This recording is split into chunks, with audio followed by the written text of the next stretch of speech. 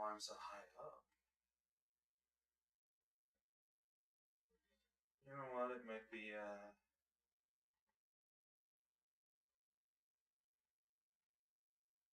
I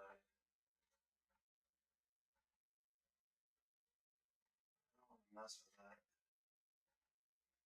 Now that that's my first fix. It's here.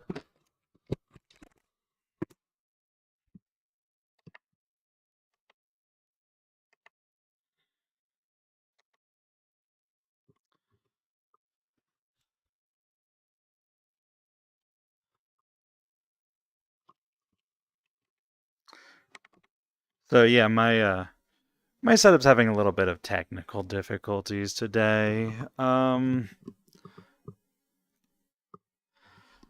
top of that, I think I actually have to lower the temperature in here. Let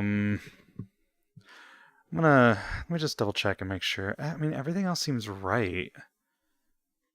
Well, the void's gonna go away here in a second. I just have to bring that back up. There we go.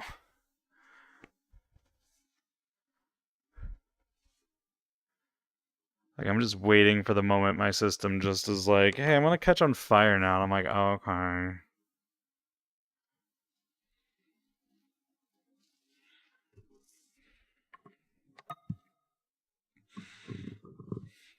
Like, if that happens, I'm done streaming forever. I hope you guys realize that. I don't even know if I have one. Plus, on top of that, electrical fires are kind of different. What I'm probably going to do is I'm probably just going to take it out and just throw it out into the,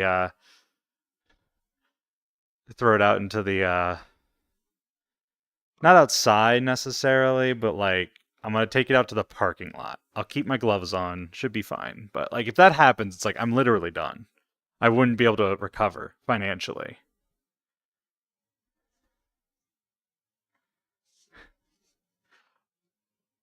Did you not see what happened to the 4000 series cards? The problem is it's like pressed right up against the glass. Like, it's been fine for the past couple weeks, but I'm like, huh, why are you smelling a little toasty today? Like, why am I... Like, I can't tell... Like, the problem is I can't tell if it's just running slightly hotter or if I'm just actually able to smell again. You know? It's 4080 and it's fine. Like, it's fine. I'm sure it's fine.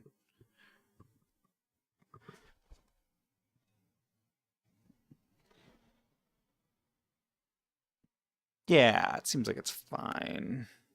It's fine. I'm sure it's fine. I mean, I did endurance racing in it.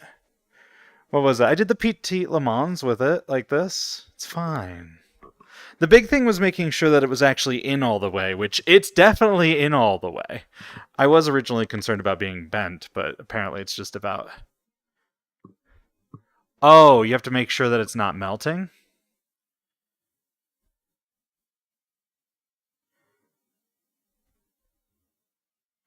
Yeah, but removing it also increases the chance of it melting, doesn't it? Because then it can cause the pins to get unseated with each time that you remove it and plug it back in. Yeah, that's kind of why I don't touch it. I'm like, it's in there. It seems like it's doing like a little bit, like that smell of like warm electronics that you can get, right? Like the typical warm, like the exhaust fan of a Switch or a Steam Deck. You know that smell? That's the smell I'm getting from my PC. But there's a chance that I could fuck it up more is the problem. Like that's the issue. Yeah. No, it's like, see, that's the thing. I'm not sure if it's just, oh, I'm actually smelling my computer because my smell fully came back. Yes. Yes.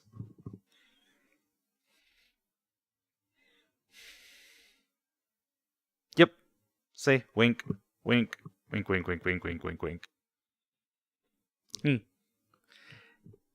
It even shows, it can technically even show my tongue sticking out, but I don't do that with this one.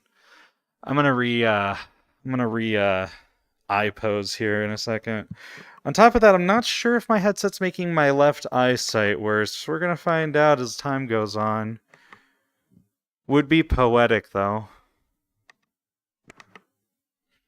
Just saying.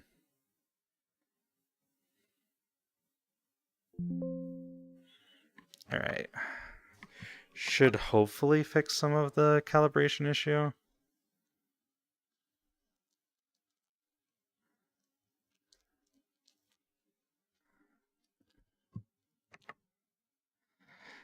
Guys, you do realize that if I check the connector, right, that I have to stop, right? Like, I have to stop completely. That's the other issue. Like, I have to stop, I have to unplug everything, I then have to take the thing off the glass, which also could cause more damage to it because it is pressed right up against. Like, there's literally me checking the connector could do more damage.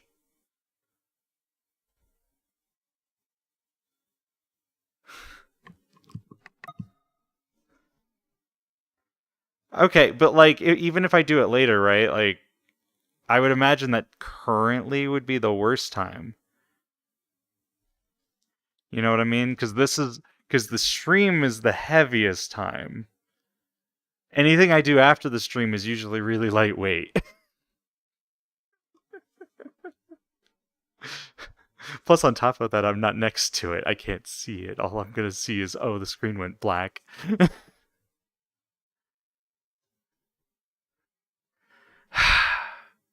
I'm not doing it. If I light on fire, then so be it, I guess. I don't know.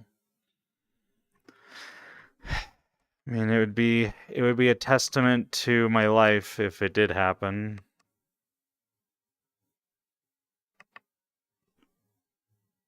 Like right now the temps seem good. Like just for the record, like I'm my CPU's at 60 and my graphics card is at 54.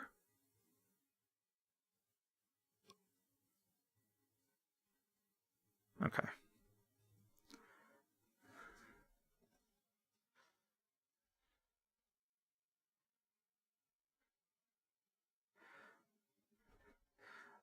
Oh, I know that. I know that's okay. What I'm trying to say is that if I remove it, right?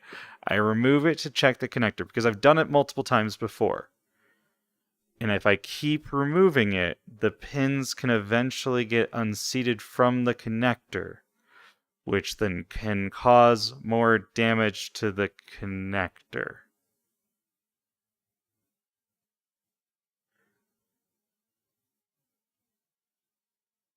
Yeah, it's been fine before. I've checked it. Yeah, I've checked it multiple times. It's just smelling weird, and I can't tell if it's my smell finally fully came back because of COVID.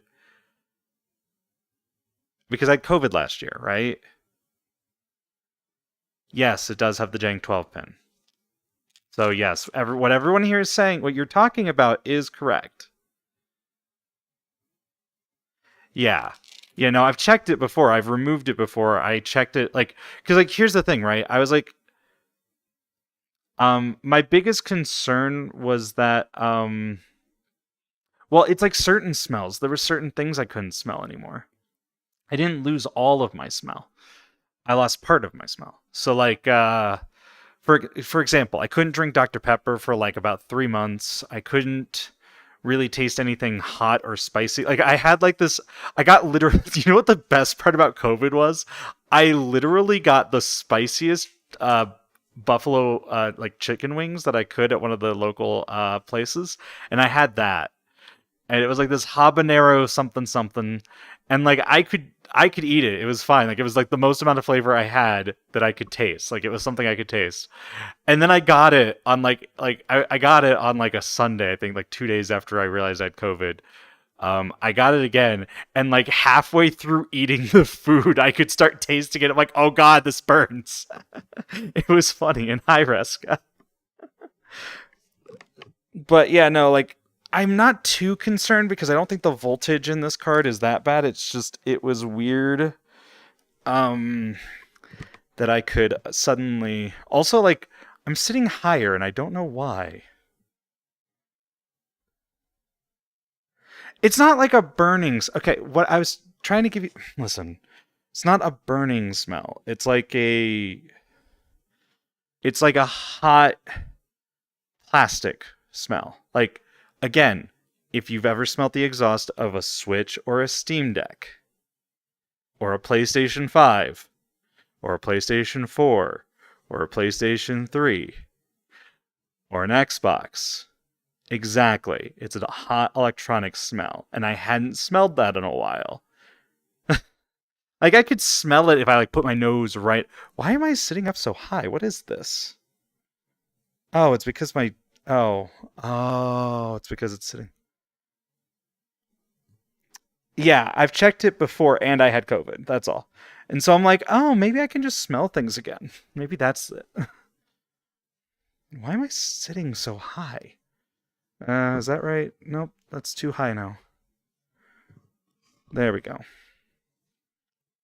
Scoot, yeah, we just had that entire discussion about that. All right. It's like I'm floating. It's weird.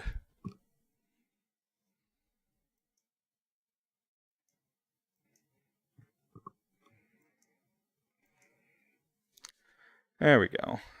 That seems right. You guys get a little bit more feet action, I guess, today. If, you know... It's like... I would turn on... You know what? Yes. But only today. Too bad I don't have actual pedals working yet. It's mostly just because I can't... Because of how inconsistent the auto profiler is for setting up the IK, it's hard for me to get it to sit right, you know?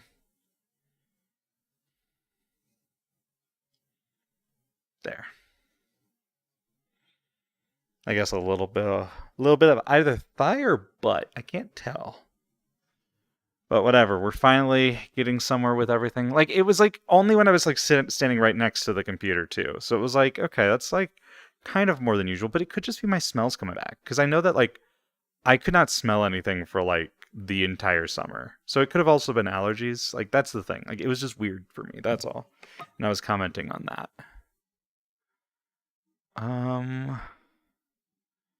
But yeah, I've known about the 4080 issues and I've checked it a few times. I've made sure it's in there, like in there, and I've pushed each individual little thing just to make sure that they're in there, because I know like the big issue is the fact that it's like if it's not connected, it doesn't work right. I assume that there isn't any practice for the for Fuji Open yet, huh?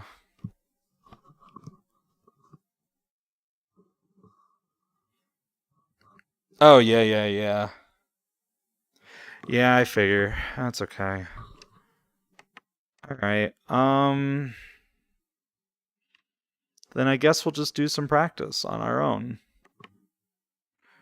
For a little bit, and then we'll go do something like something actual racing. Also, I'm trying to figure out like why one of my hands... I don't know why. Also, they're like turned a lot. That's kind of weird. They're not normally turned that far in. What car were we racing for that?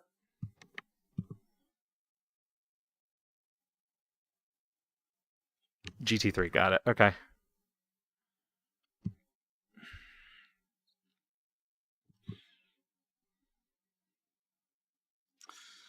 And it's the Grand Prix, I assume. So we'll just I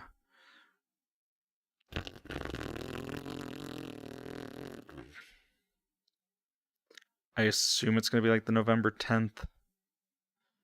So we'll make it November 10th and we'll put it like I don't know.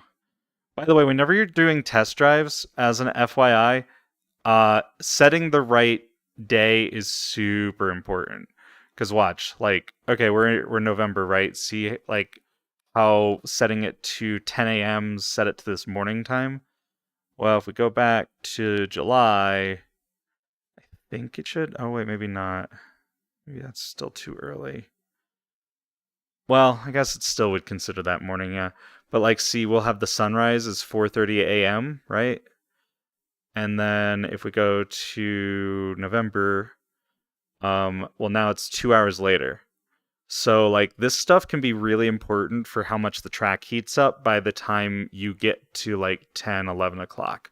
So, always remember when you're doing a test drive, try and get it close to the date that the race is supposed to be set for in iRacing. Otherwise, it's going to feel vastly, vastly different. Like, November and April, like early March, is like way different than like mid-July or on some tracks mid-December. So just an important important little bit there.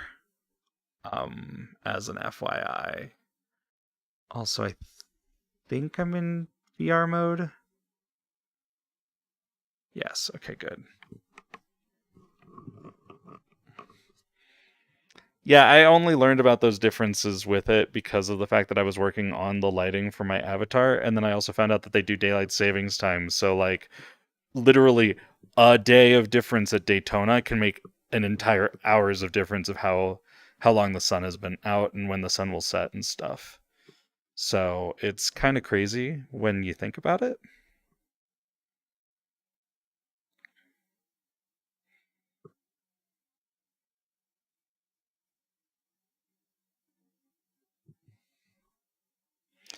I only set it to 0 so I can get a baseline of how it's going to behave.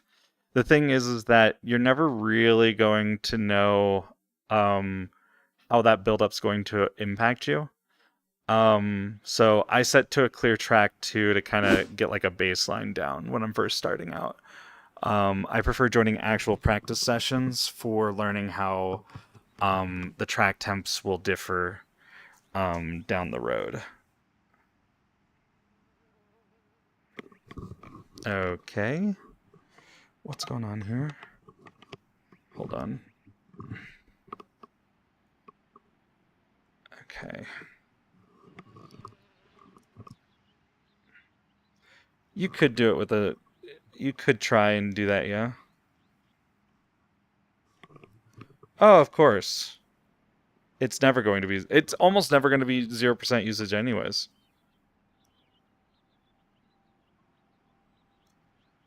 I just don't really like... I'm not a big fan of the iRacing, what is it? I don't really care for their predetermined build-up, though. Like, it doesn't really work the same as when it's naturally built up. It's kind of weird. But that's the point, is that this is a solo practice session, so... Okay, let's see. I assume we have something... Actually, does this cover up anything? Okay, cool. That covers up something. Cool.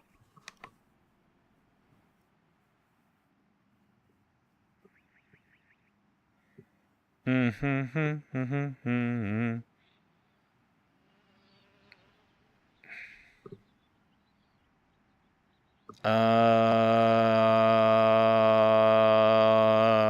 don't know what setup we're using. Also, we should really name this stuff different things.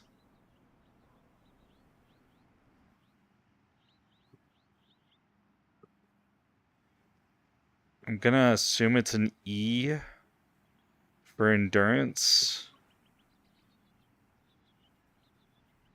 Oh, hi, Tomb.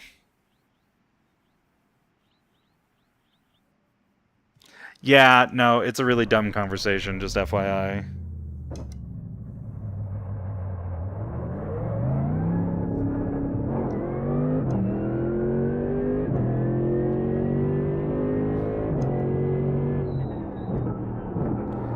Not gonna lie. Not gonna lie. I did not expect me to be driving that fast through that corner. I was like, wait a minute. Wait a minute.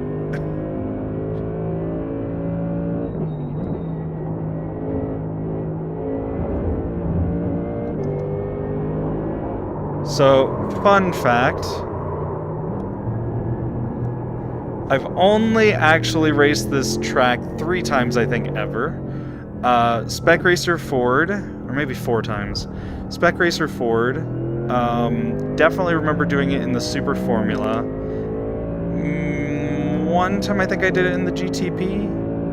And then Poyo. And then probably something like the GR86 or something silly.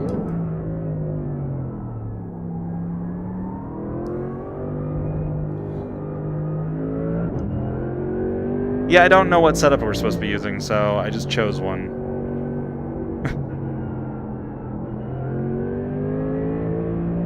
Test drive. Figured I'd do a little bit of, you know, just kind of get a general feel for it, get a little bit of practice in it. You know, get the basics of it down, right? And that's the other thing, too. A lot, like, okay, so here's the other thing. There is one negative to choosing 0% usage. And it's because of the fact that you're also going to be dealing with the fact that any dust that has settled on the track is going to be there as well. So, realistically, everyone is right, you shouldn't start at 0% usage. Because it actually makes it a little bit more slick. So I definitely need to brake earlier there. You can definitely tell that I'm using like the super formula brake for that one.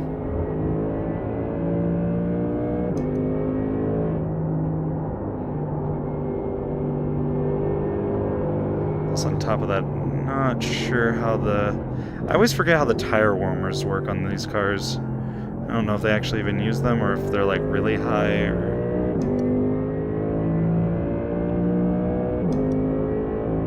I see.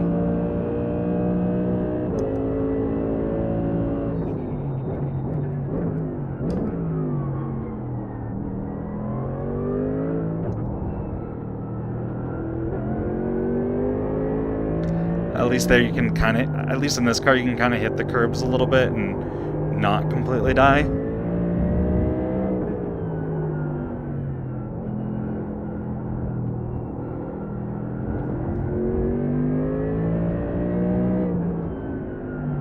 I always forget too, in this one it's a little bit better to, in GT3 it's a little bit better to take it wide, isn't it? Because you get that runoff down the straight, it's better to take this one wide, right? It's been a while. Plus on top of the fact that I've not been racing that much for the past 2 weeks.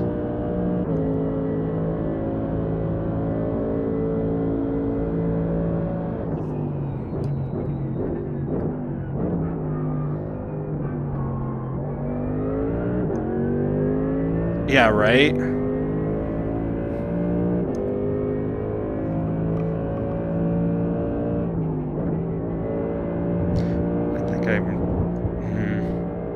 Still not taking that one right, which is fine.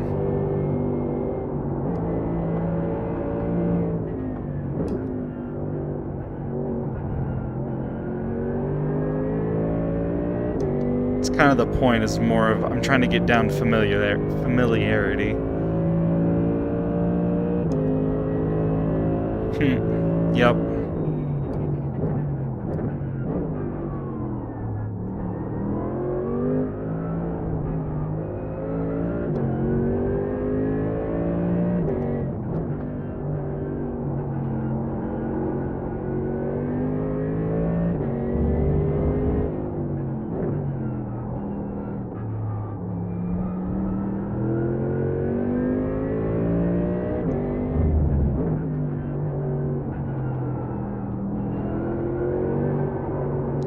Ooh, okay, car wants to come around there a little bit. The other thing I'm noticing is that I'm like, okay, actually these trackers are kind of like in the way of each other, so I'm probably occluding my hip tracker a little bit.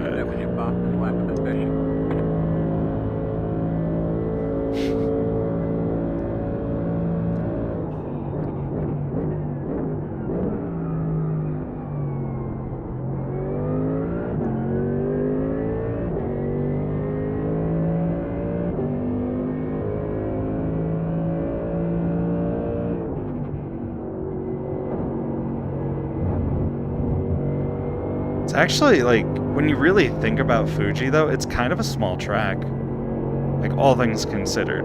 I know it's not, like, tiny, I'm not saying that, but it's like grand scheme of it, right? For an endurance race. Like how long are the laps? 141, okay, that's not terrible.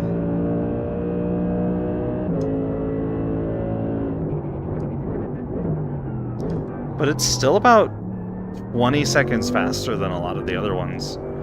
Like, I'm sure you could get that down even further if I wasn't bad. But like something like, say, like Sebring, right? That's like in a GT3, that's like what, 210? Something like that?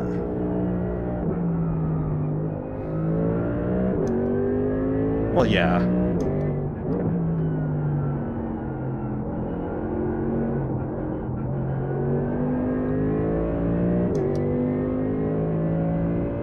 Oh, I am bad at this, don't get me wrong.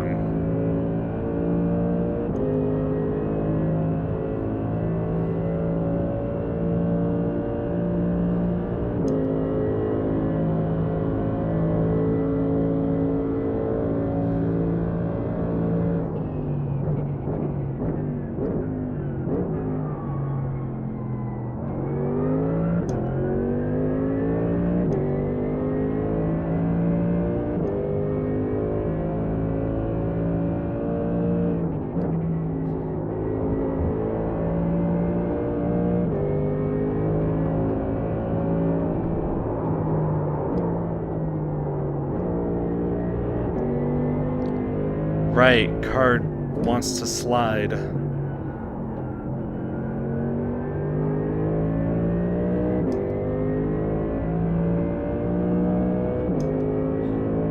love how you can hear like the little pitter patter of like the dirt being picked up.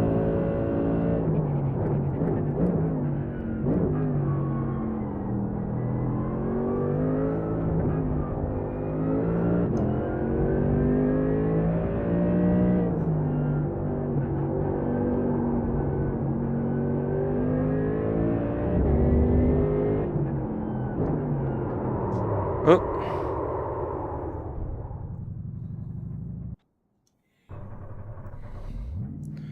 I mean, that's up to you.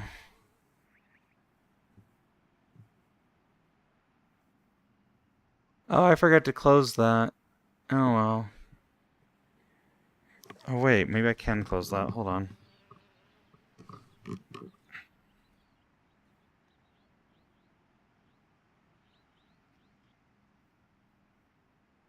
There we go.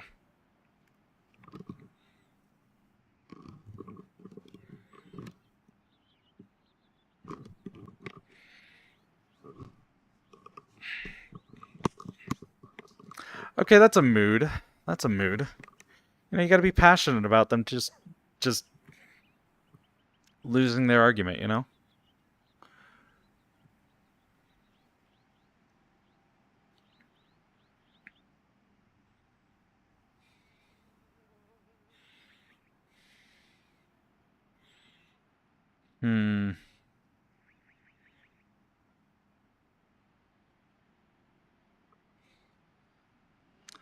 Let's see. Oh, okay, so those are all the setups. Got it. Okay. I see how it works here.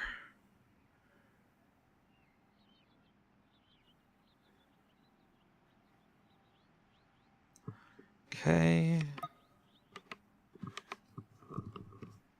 Let me just make sure things are working correctly still. All right, cool. Still not great, but whatever. This particular rig wasn't really built for this avatar. It should be slightly smaller, but whatever. Someday I'll put in scaling.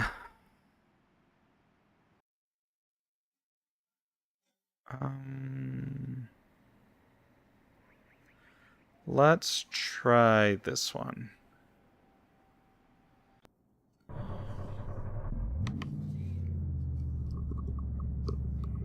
You can see smoke? Well, that's not good.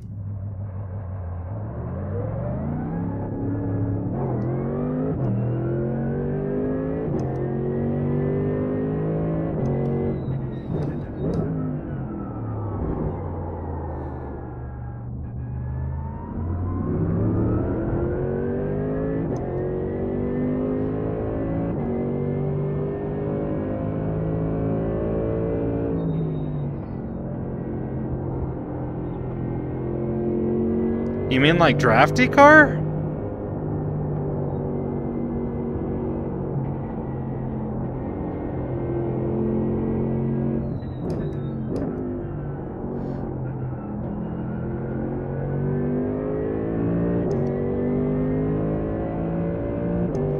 Oh.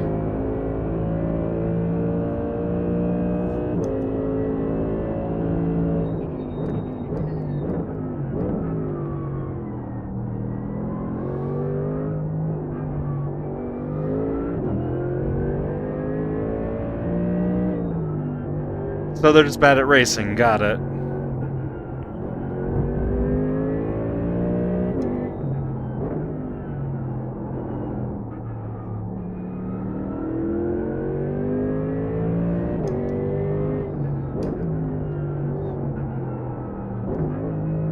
So, Blanny, if you're there, I can tell you what the difference in the setups are.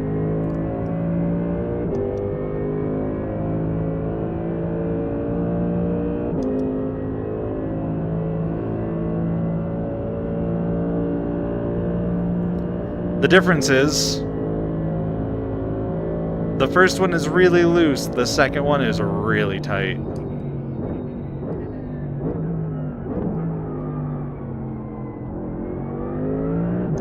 But it's really stable, like, on rails. I wonder if it comes through, like, as you get further along.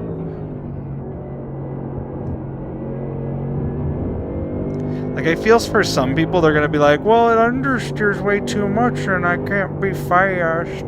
But it's also, like, an endurance race? You know? So it's like, there's very little room for error, it seems.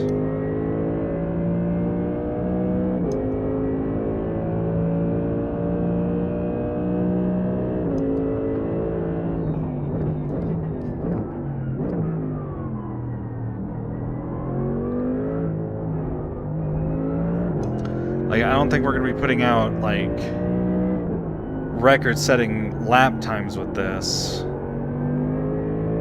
But it feels like the setup does not want to come out at all, which is really nice. Like, for an endurance race,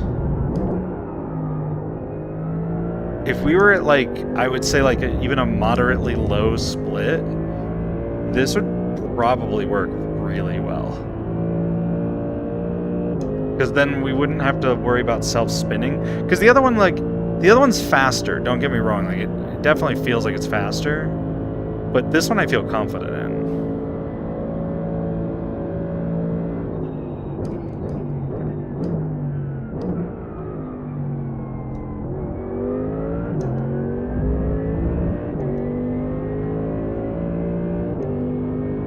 I think that's kind of the difference.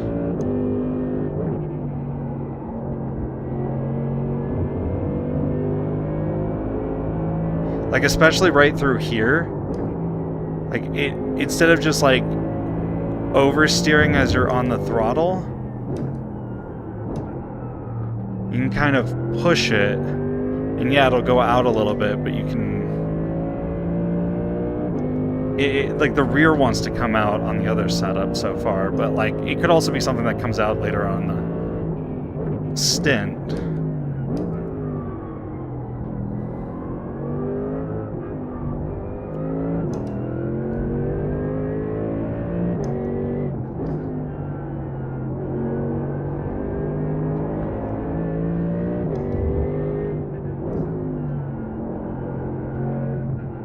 Yeah, like, as the tires warm up, it definitely does want to, but it also understeers, which is weird.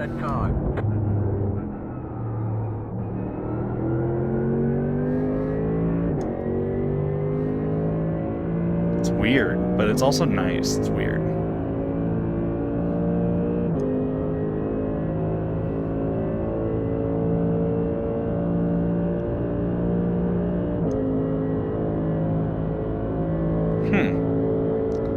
Not sure how I feel about it.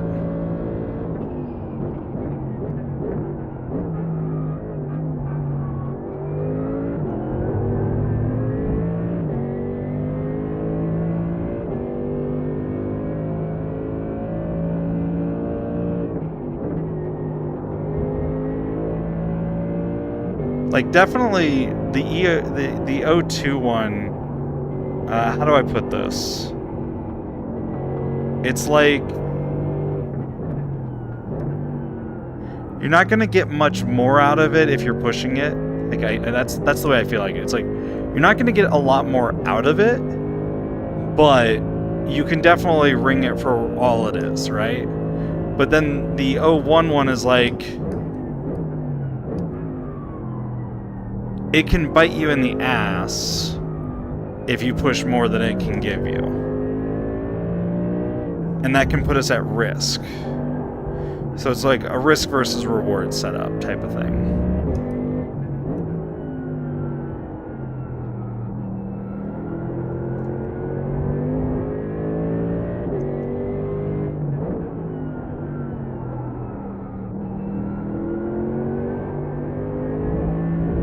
Like, it's real stable.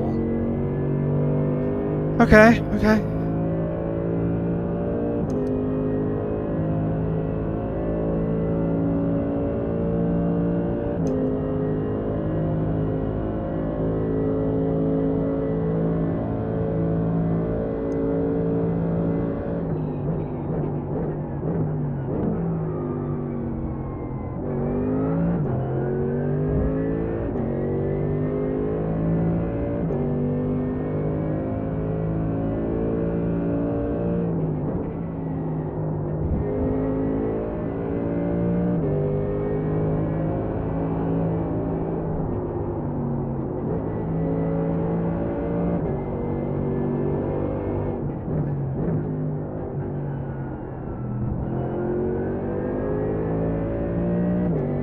Like, this one you can be kind of rough with it a little bit, I think.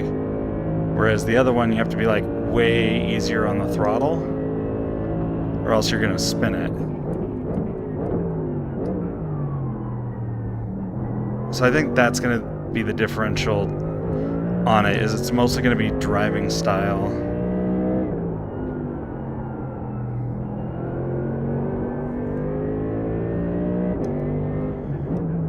And you can get a bit out of this one, actually.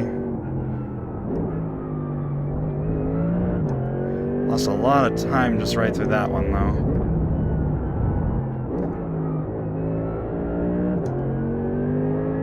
Which is unfortunate.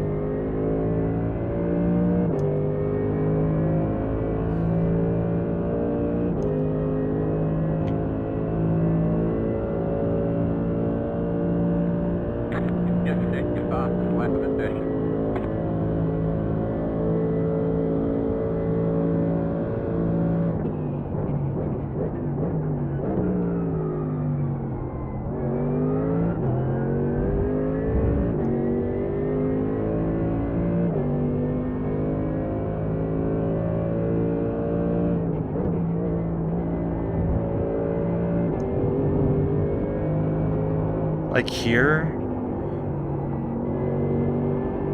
he doesn't really want to turn, but it feels way more stable.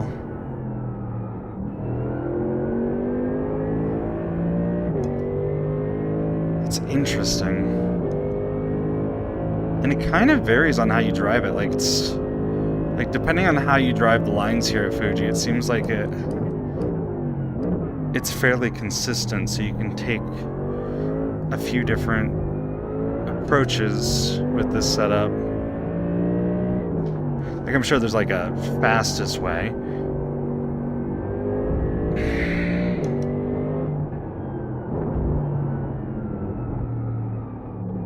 Does not like that corner though.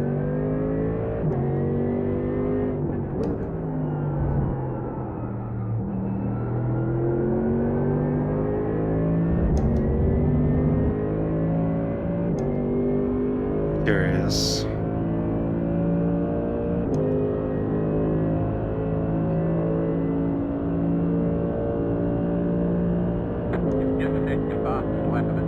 Oh, see, like that was slightly faster.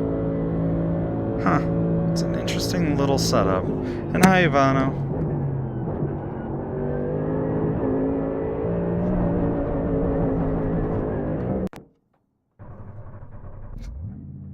Like, imagine, like, that's the reason I don't like the I don't like the shadow realm in iRacing. Like, imagine just being here like, oh no, and then you just like somehow, through all of the luck, you don't hit a wall like that.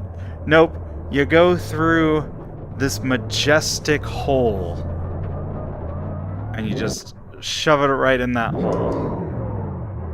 You know?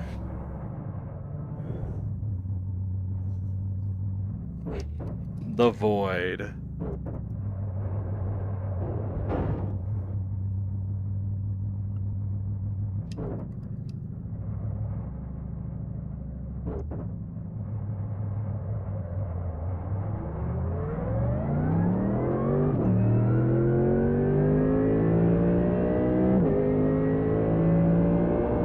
They should just allow me to drive over there. That's what they should do. Just allow me to drive here. Wheel damage.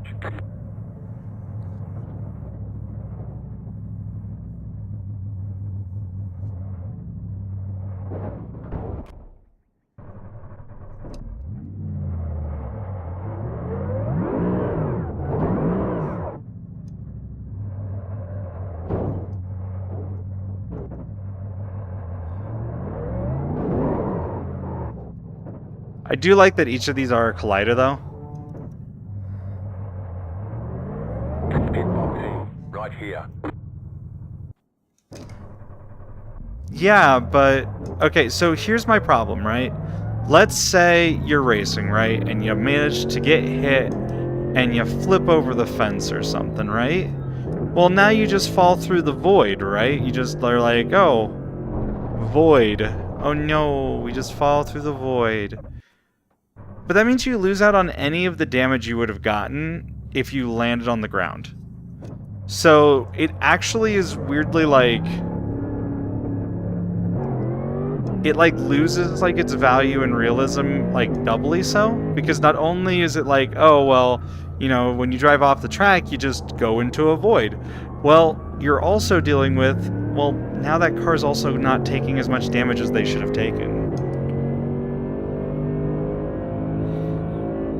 And while that might not seem like a big deal in a lot of cases, it can basically be the difference between a race being finished and, well, that person just had a catastrophic wreck, but they're fine and back on the track now. Like, that's a pretty big difference. On top of the fact that, like, there's also a lot of situations where, like, if you want to use an escape road, let's say Indianapolis at Le Mans, right? Well, there's an escape road there that you could theoretically use and turn around and get back on the track and be fine. But if you go through the void, well, now you're waiting like an entire, like, 4 minutes or whatever, 3 minutes, 2 minutes, whatever it is, to be towed back to your pit stall, instead of just being able to turn around on an exit road for safety reasons, right? So, like, there's situations where, like, actually having those areas kind of, like, not just send you back to the pits would be both... It would balance it out and make more logical sense, is what I'm getting at. Because, on the one hand, well, it's a... Like, the current system is really helpful if someone gets into a nasty wreck and they land, and, well, now they don't have any more damage after landing. But it also really hurts people who are just trying to find a safe way to not hit a wall. Which, it should be the inverse. Someone who's in a nasty wreck should get more punishment than someone who's trying to safely maneuver their car out. Also, like, the trees at Summit Point should just be collidable. Yes, basically. Yes. Yep. Yep, you are falling through and it resets you. That's what's happening. Whereas you should collide with the ground, and the damage should be done to your car. That's the way I see it.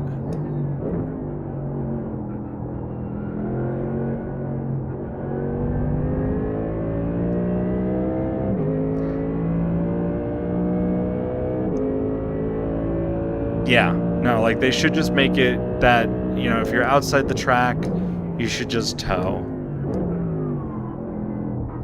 I don't know. I don't like the current system. I've never liked it. I didn't like it when they implemented it. I thought it was stupid then.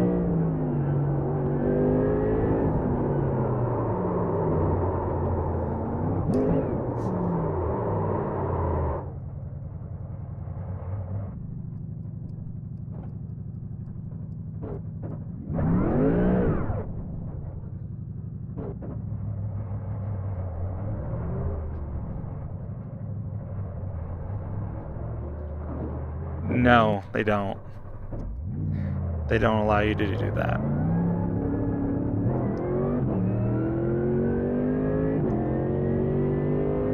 And they'd probably flag it as a modified file.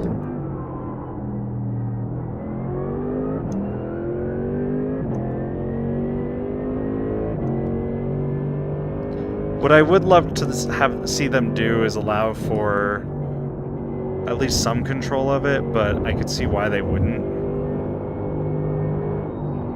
But it would be nice if they would at least have easier to update stuff for us, like if they could update it like easier without having to just completely replace certain files. I don't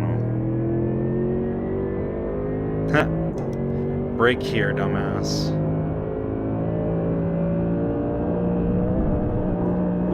Oh god. Oh god, I didn't expect the snap.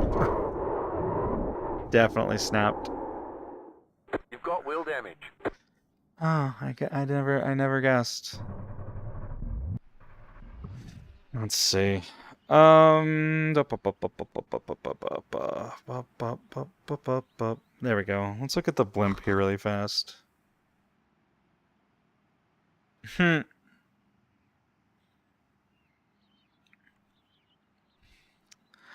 But yeah, this is actually one of the last tracks I've seen iRacing use the old... I'm actually surprised that they used the 2D trees for this track.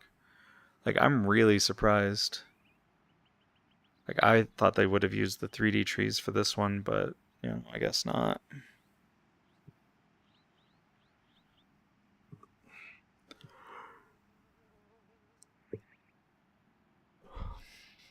Also, I'm not sure. I guess that makes sense. They have used kind of like the entire...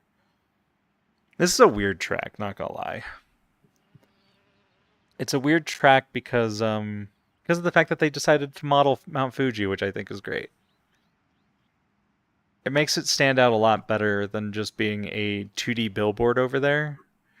Like, it makes it look nicer. Their fog system does leave a lot to be desired, though, and so that looks terrible, but because it's not volumetric, it's just over the, you know, the terrain over there. And so because there's no fog in the air, really, till you get down over here, and it's like, oh, that's all foggy up there, but then the fog is down here, and it just looks weird. Oh, it's really nice. It's actually really, let me see if I can... Whoa. And also, I don't have all the graphics up on this, because it's, you know, VR. Oh, there we go.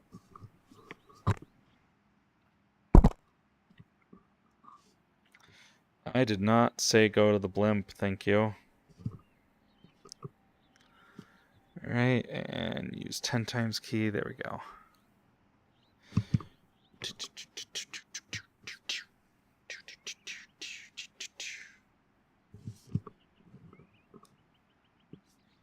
The trees, so here's the thing. It's not about paying attention to the trees when you're driving. The problem is more, how do I say this? iRacing is really good at broadcasting stuff, is the thing. So, like, when you're doing stuff like this, right, and you're like, oh, we want to have this. Well, of course, having the lighting from the sun be correct on Mount Fuji is really nice, so it makes it look a lot better when you're down on the track, so that's something that's important. But, like, even when you're, like, watching, let's say, a car do a couple laps, right? Also, this is what I always love about iRacing as well, is seeing the cloud coverage like that. Actually, I think it starts up there near the top, doesn't it? Yeah, so you can see like the clouds each lap moving over Mount Fuji as the cloud coverage moves over. So that's always kind of cool. But then they also have like their different the television shots and stuff. So while this might not be something you care about, like even like in VR or something like what's the word I'm looking for? Something like on the track and stuff. Those trees can make a bit of a difference when you're actually like watching a broadcast and stuff. From here, they actually look okay, But it's when you start getting to the closer up shots, like right here, on top of the fact that when they do rain, because they're going to need to do rain shaders, you have to show that the trees are like wet and stuff like that. So being able to have like the 3D trees for that definitely helps. They use, I'm not sure if it's scanned or if they just use, what's it called here? They probably use survey data for that, like your typical elevation data that you would get from like Google Maps or any other geological mapping company. So they probably use that for a majority of it. Right, I'm going to use pit lane 2. Here we go. So that's probably what they use. But yeah, so like all the mountains over there. Yeah.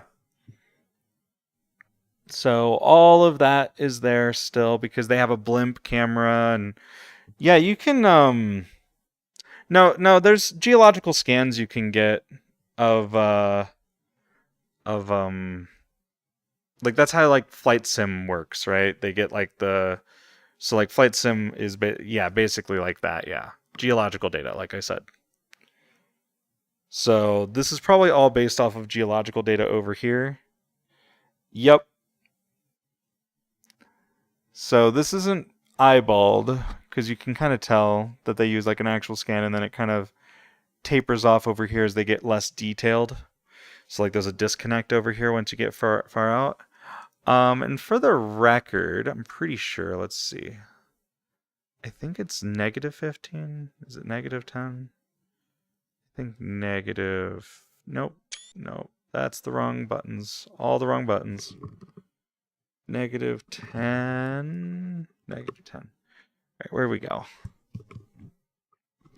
I know the highest we can go on iRacing is 1,000. So that's 1,000 meters up. And then the furthest we can go over here. And this is, as far as I know, accurate. From the center of Fuji, it's about 13 to 17 kilometers directly on a map, not including like the actual drive there. But if we were to take like one of the roads from here through Mount Fuji, as far as I know, this would be accurate. Yeah, no, iRacing uses scaled resolution on their polygons. What's really fun is once you get to a certain point, you'll see that the skybox isn't a skybox. And actually, I'm pretty sure we can even escape the skybox at some point. But it's right here. Yeah, so it's about 6 kilometers out, I think, is when it happens. Yeah, 6 kilometers. So as you can see, like it's starting to be kind of like, it starts to get a little bit worse as you get over here. And also, I don't think I have the skybox set up to the high. But this is where it gets fun. As you can see, this cloud has stopped moving with us, or started moving with us as we're moving across here. And that's because the skybox is a post-processing effect. This is what I mean where like you can start telling how iRacing does their rendering just by paying attention. So yeah, this is just a post-processing effect that they put in the sky. That only renders over like a 6x6 area over the track. And then that's it. So like you can see that the clouds themselves aren't like, you can see that like the clouds visually are moving with us, but they're still correctly placed over the skybox because of where the sun is. So it's kind of cool how they do this. It's screen space, yes. And then here, once we get to about here, we should be about 15. Now we have to kind of guesstimate here a little bit. So I'm going to kind of just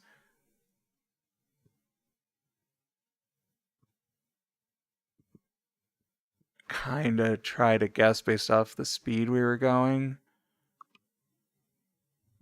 So about here, I want to say.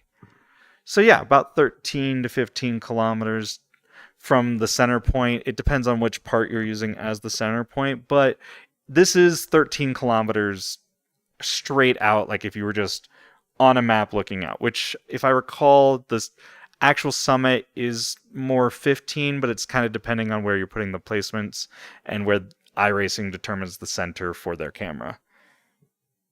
But yeah, we can go further out, and I think we can escape the bubble if we try hard enough. Let's try hard enough. Let's go higher. I like your funny words, Magic Man. By the way, fun fact, they do model some of the other side of Mount Fuji. This goes on forever. Holy crap, I did not realize they modeled all the way over here. I did not recognize that. Okay. So yeah, we're about 20 kilometers out now.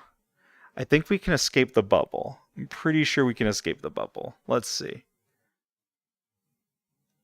Unless they changed that. Oh god, you can't. Oh no. Oh, they did change how they do the skybox. Oh my god, iRacing. What did you do? What?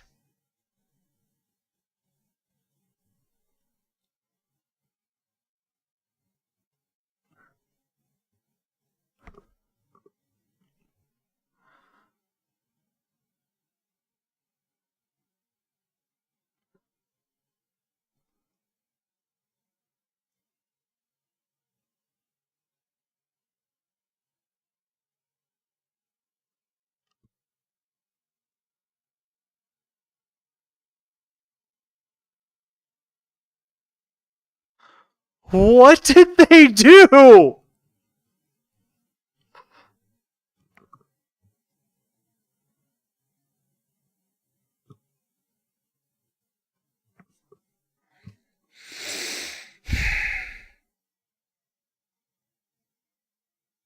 This did not used to be possible. This was not possible previously. Just as a heads up.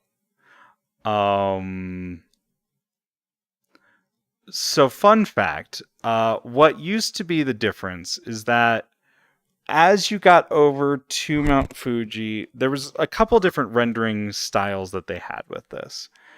And like this part of it wasn't fully rendered. We were about 100 kilometers away from the track. So basically, when you see this number up here, so like basically, as far as I can tell, every one of these is a meter. Essentially. And like, can we go down maybe? No, we can only still, so they didn't get rid of the, okay, so we can go all the way over here. That's cool. So yeah, Mount Fuji's really, oh god, we're spinning so fast.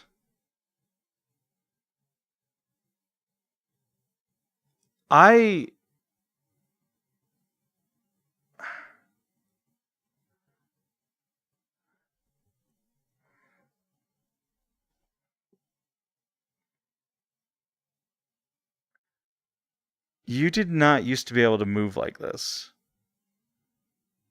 And they also changed how the skybox itself was rendered. Because it was at some point actually a sphere. And you could escape the sphere.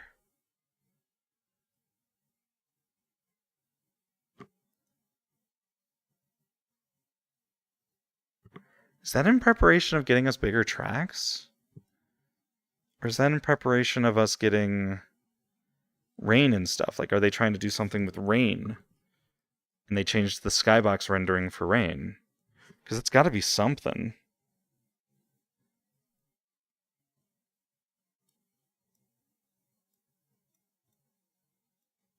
Oh, well, cool, I guess. That'll be weird. Not sure how they're going to do that, but we'll see. Their tracks are usually already pretty, how do I want to put it? Limited in terms of what they provide.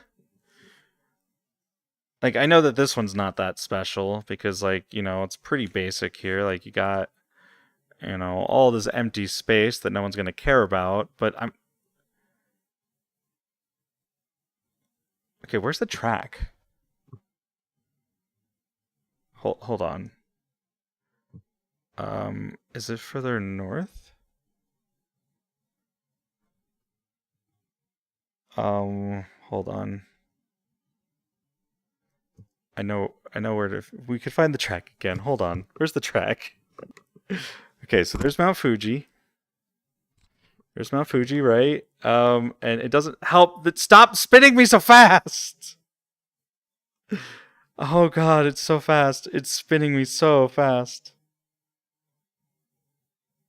Okay. So I think the track is over this way. Click, please. Because there's Mount Fuji, right? The track's got to be like over here, right? It's like over here, right? Where are we? I don't want to like return to 0 because I want to, or maybe it's over here. No, it's over here, isn't it? Or no. Nope, here we are. Here we are. There it is. Hi, track. Alright, I want to see something really quick. Let's get under it. Okay, so this is where it gets interesting a little bit too. So this, everything that you can, so this is where it's fun to see like an inverse of it, right? So like as you're up here, you can see, you know, all the terrain and everything.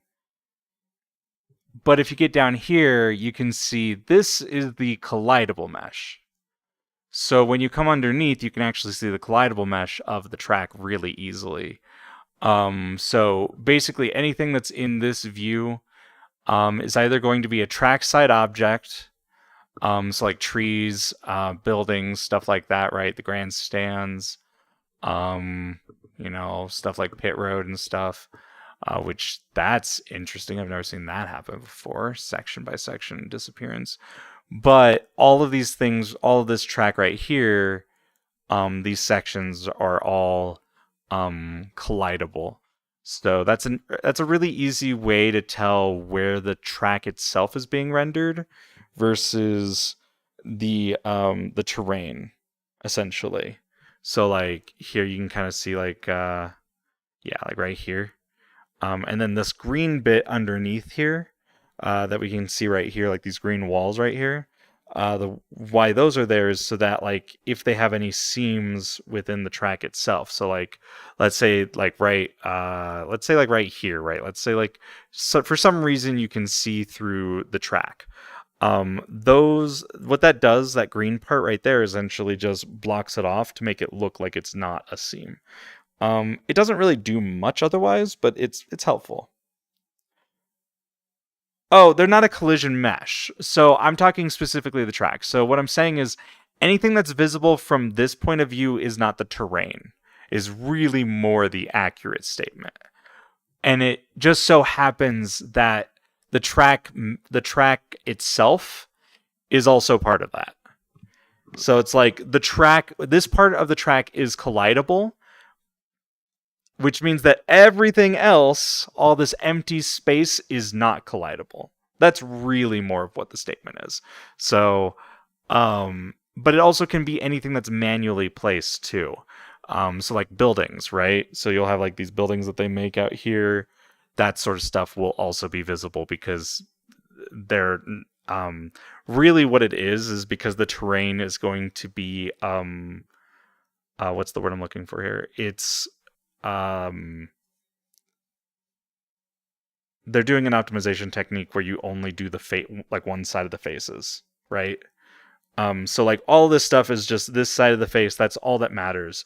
But the track will do, because of how it's made with the parametric track tool, it does both sides because it's parametric. It's not technically a polygon. It is, but it's weird. Yeah, culling. There you go. Yeah, backface culling? Backface culling. Yeah. So because they don't do backface culling on the base track itself, you can see where the track is. It's kind of helpful. It's nice. It's just a nice little thing that comes with the trick of being able to use the camera. You can also see how many objects are on a track, but because again, Yeah, so you can see all of the placed objects by doing this as well. You can also see their render distance too. So like they'll pop out this way. So I like going under the track because it kind of tells you where stuff is a little bit. And you can be a little bit more specific about what you're trying to find. So if you're like trying to find like a floating tree at Nürburgring or something, it's kind of helpful to come down under here instead of trying to look from up here where it can blend into the grass. That's actually a really great question, and we should go look. Let's go look. I'm still weirded out by the fact that we can go like 100 kilometers away from the track now.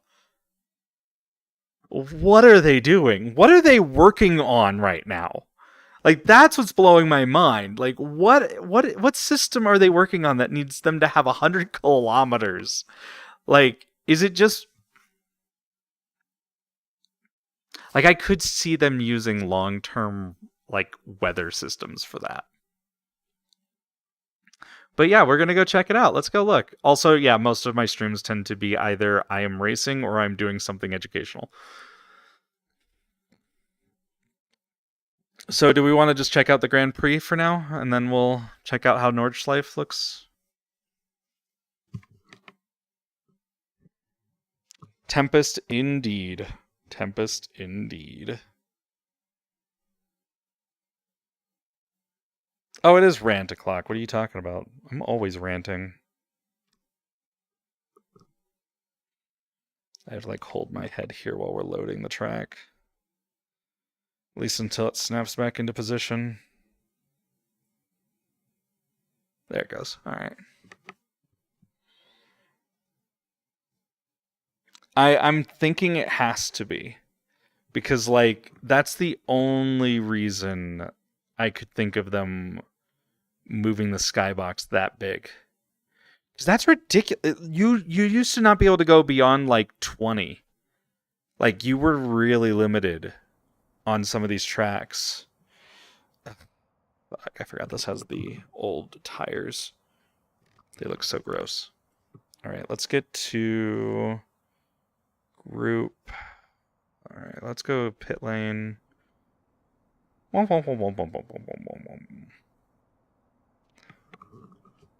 Oh, yeah, no. Like, also, it's another reason why I want them to build out a system with the camera that allows us to stay, like, X amount of distance above the ground, by the way.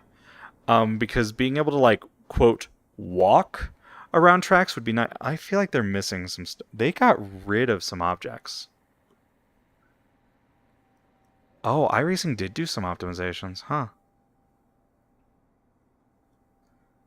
Well, that's disappointing. Huh. So, fun fact. You see where they have these little square things and stuff like that?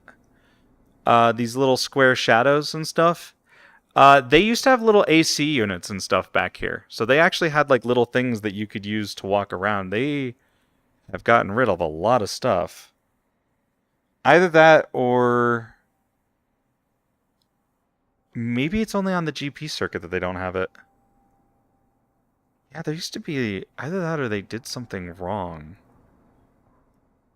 There used to be stairs up here, I thought. Where's the stairs? What did they do?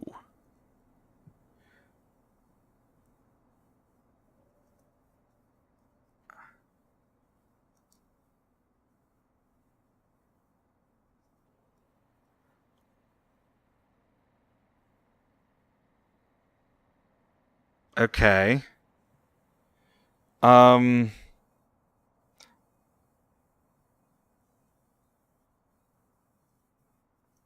Yeah, we'll check and make sure that it's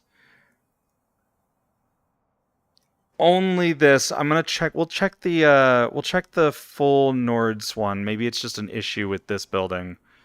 I don't want to say that they got rid of something without checking because sometimes there can be difference between track layouts. But like you can tell where they used to have a lot of like details on this, right? Like see, like if you look here, you can see where a lot of these details were. And they're gone now. And I can't tell if it's intentional or what? Because, yeah, that sort of stuff shouldn't be gone. At least they still have, like, the track maps and stuff, but, like, that looked awful. That looked terrible. Like, that was, like, some cool stuff to be able to have. Like, we wanted to be able to walk around on that stuff, you know?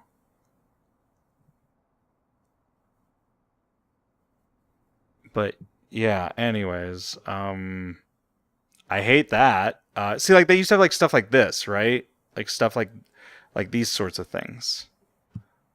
And yeah, it looks like they got rid of it on this building, but I'll double check it because yeah, I'm gonna throw a fit. Because yeah, my big selling point with iRacing, well, it's not just that it sucks for that, but it also sucks because that means that they're getting rid of stuff that they would normally detail. You know? Like, they're the type of people that have this over here. Hold on. There we go. Like, this isn't necessary, but it's cool to have it. Look at that. It's just cool. You know, like, oh, yeah, like, oh, do you remember the cool little random roundabout sign as you went into Nürburgring? Like, that sort of stuff, I love that. I love it when they have that sort of detail. You know, like, oh, oh, yeah, here's the sign. That's cool. Oh, you go over here and you can see the other side of the roller coaster. Like, yeah, the detail, like, this is an older track, technically. Their terrain's not that good. But, like, being able to see, like, these small little details here, that's kind of my big selling point to iRacing, in my opinion. But they're like, well, we're moving towards more modern rendering techniques. It's like, what, less rendering? Is that what you're doing? Because I don't like that. I'm not here for that. I'm here for the obsessive attention to detail that is the fact that you have a camera over here with a cable that you have wired down, curled up, and then wired further down. Like, I'm here for that. Yeah, they have that restaurant, yeah. Sometimes, yeah. Depends on the model. Sometimes they do stuff like that. There's VIR. VIR actually has some pretty detailed stuff when you actually look at it. They VIR actually has those little signs that you pass by, like the track marker signs that they have on the ground at VIR. They have zip ties for the PVC pipes that they also modeled. But like, look here. Hold on. Come on, get slower, please. They did say that, yes. Like, look at that. Like, that's pretty cool. Yeah. Like, yeah, it's floating there a little bit. But, like, they have, like, these cool little pieces of wires that they put into stuff. Yeah, that has me doing a concern, I know. I agree with that. Like, look at this. They don't need this, but it's like, it's kind of nice if you had like a camera facing right here and you wanted to like show like the cars coming down the track, right? You wanted to set up like a, please go slower. Come on. But like, let's say you wanted a camera right here and then we also get rid of the near plane bias. I think. Oh. There we go. So we get like right up here. And look, like if you took like a picture from here, this would actually look pretty okay with the right lighting and stuff. Like it's the details there that are just really cool to me for iRacing. Like, yeah, you know, they're maybe not like the highest detailed models in the world sometimes, but it's like that attention to detail where they're like, you know what? We are going to model all the individual wires that go into this one random sign because one of our people has autism and wants to do that. It's like that to me is really cool. You know? Like the detailing, they have like Kern. They even kept the detailing of the information for who built the flag stand in like you can barely see it at certain angles, but it's in there and it's really cool. I know they don't, but I do. And that's what makes the tracks worth it to me. Like having these cool signs over here, right? Like being able to go over here and actually... The stupid gas pump. Which also, this is still pretty well modeled. I don't know if the gas stations... Let's actually check really quickly. So yeah, FYI, the entire track is still modeled here, by the way.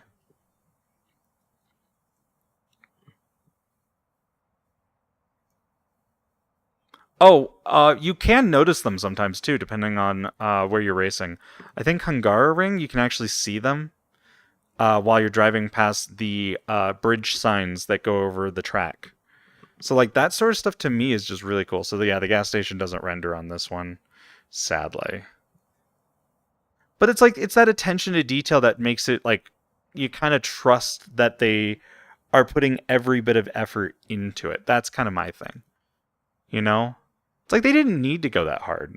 But I like that they went that hard. You know? And like a lot of people are like, well, why would they do that? I want my frames. It's like, those little things are not going to get you all the frames you're looking for. You know why? Because it's mostly cars. It's mostly the cars that are causing that. You know, those little wires hardly do anything. You can turn off all the track objects and you'll see what I mean. They're actually, the trackside objects are super well optimized for what they are. It's kind of insane. But you know what's not? The cars. Because the cars themselves can't be that optimized because they have a damage system that they have to be able to do. And those have been getting worse with the new damage model because the new damage model, while it does improve the collision systems, absolutely adds more rendering to each car.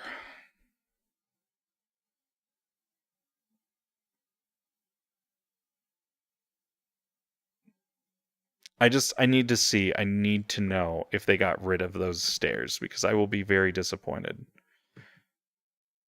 So I'm hoping that it's just the Grand Prix version and that it's just a mistake. Correct. The higher the quality of the models, the less they can model, which is why I've never been... See, you can see them actually right here. I don't know if you can, but those stairs, and there's stairs and a radio tower and everything. You can, so again, you guys can't see it because you guys are stuck on the UI, I think. Yeah, because you guys are gonna be stuck on the UI. But that entire, yeah, it's gone.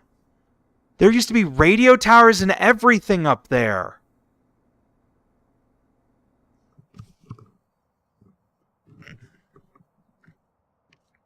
And you can even see it in the loading screen. So if you go to the old school loading screen... No, I'm going to complain about it on the forums later. I am.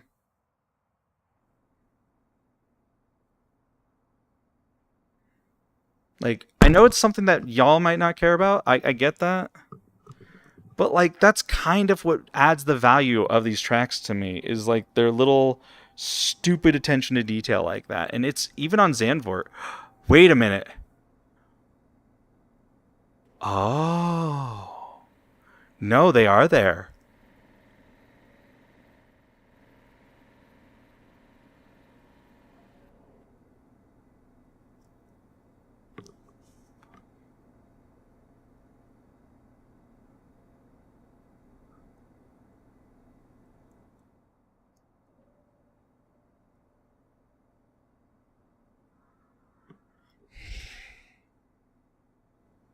It's an LOD bug. See, this is the other issue with iRacing. I'm gonna be honest. Okay, so we got all worked up over nothing. Well, I got all worked up over nothing, honestly. Yeah, no, it's there. So that's the issue. So sometimes the other issue is that iRacing can have these stupid LOD bugs where the closer you get to something, the worse it looks. For some reason. Which then makes everything look stupid. So yeah, that's the other issue. Let's actually go see how detailed this stupid random radio tower is. Right? So here we are. With this stupid radio tower. Sometimes you can find radio towers, they'll actually... like, oh, I gotta show you guys Zandvoort after this. But let's go look at some of the cool stuff here. Like, you know, we have the castle up here. Because, hey, educational stream, and I'm kind of getting sick. So I figure, hey, we'll do this and then I'll probably go because my stomach's just not been behaving today. I know that Fox has like a major migraine and I just have the dumbest stomach problems right now. Though I'm very hungry and I think I have like $5, maybe 8. I do have like an $8 gift card to Jimmy John's. I could go use that. I'm kind of out of money until for like another 2 weeks, and even then I still have to figure out job stuff so I can afford rent. And also the other stuff I'm wanting to do in 3 months. But yeah, just as a fun thing, this is the reason why I started. This entire thing is the entire reason I started um, searching around the tracks, right? Because iRacing told the story in their Nürburgring video, and they were like, "Yeah, so like we had we were showing them how like you could see the wires of the cameras too, which is kind of cool. They don't have to do that stuff, but it's cool." Um, but yeah, they were talking about how they were showing off the track to um to the owners of Nürburgring. And someone noticed some detail when they were like walking around and showing off stuff. And they're like, "Wait, can you zoom in on this gas station?" And they're like, "Yeah, sure." And they're like, "That is the out of order sign. Do you know the story behind the out of order sign?" So we now know the story of this out of order sign, which is basically this gas pump was put here, but because it blocks the exit or the entrance in, I don't remember, but it blocks the way through here. They basically put an out of order sign and don't use this gas pump because it basically blocks everybody else from being able to get out onto the road again. Yeah. So it might not be there anymore, I'm not sure, but basically that's why this was even modeled to begin with, is that there's a story behind why. It doesn't exist anymore, they got rid of it, finally. So iRacing needs to update the track then I see. But that's kind of like my point. That's the reason why I like these little details of iRacing, because there's usually a story behind all of those little things, you know? There's like some reason why there's some quirky random thing. And also like anything can be used as like a track. Like this was the track where they realized that anything can be used as a brake marker. So they started just modeling as much as they could. Like it could be like you could use like I don't know, you could use like the um that castle, or you could use some random radio tower or something like that. So that's why iRacing models all of this random crap, essentially. You know? So like I like that thing. Like this doesn't look like it's that important, but it's up here, you know? I don't know what this is. It looks like it's just another thing for the castle that's way over there. Well, it's not that they need to justify the cost. There's passion behind it, you know, like I said. Like it's one thing to just make something and put it out there. It's another thing to make it look decent and be able to do like flyovers like this and stuff like that. You know, like this isn't like this is fairly detailed for what it is, for how far it is off of the beaten track. Like you don't need to go this hard. And they also have places to hide Dale and Steve. You know? I think my personal favorite is the fact that when you look at it, like, this is probably fairly, like, and this is also before they had their new terrain techniques, because that massively changes things too. But like here, there's a market. They have stuff sitting out of it. They have, what is this? Another market, it looks like. I can't tell what that is, and I'm not turning around anymore. Another gas station. They have this restaurant, which I kind of want to go to this restaurant solely to say I've been to this stupid restaurant. And I'm not saying that this restaurant is specifically stupid. Also, it looks like they changed. Didn't these used to be red? Weren't these red, or am I just thinking of the one behind me or something? Oh, there they are. There's the red ones.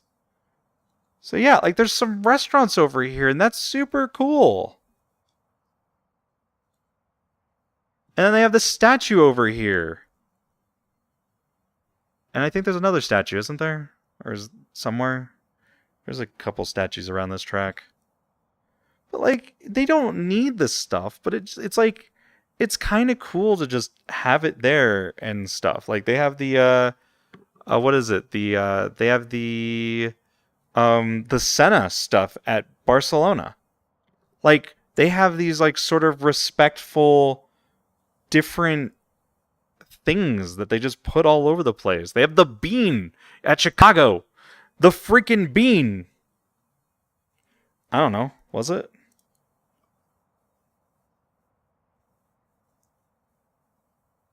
And the other nice part about having these buildings, by the way, is that as they get like night lighting going and stuff, they can do night lighting for them, which adds to the immersion when you're doing like blimp views and like, you know, those high end. I don't see an Aldi anywhere. Did you say an Aldi or I don't know? It's a railway.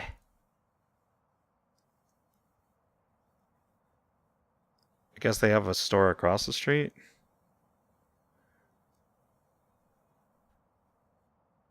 Oh, there it is. Hi, Aldi. Yeah, they just have an Aldi over here. Like, that's cool. They have the Radical. I didn't know Radical was over here. That's actually kind of cool. If Radical's still over here.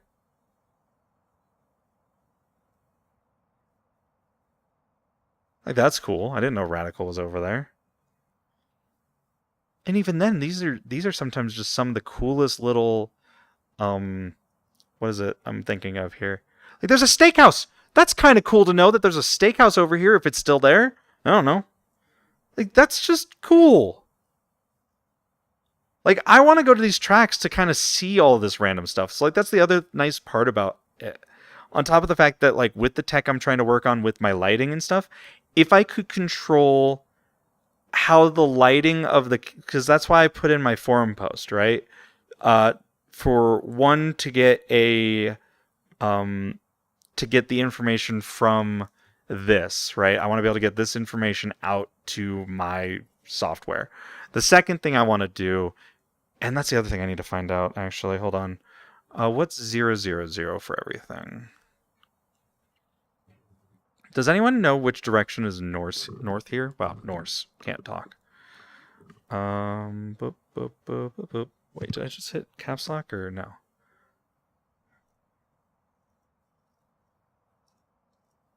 Okay. I'm just gonna kind of do some very generic stuff. All right, so this is the very center of this map, just as an FYI. Wait a minute, was there an object there?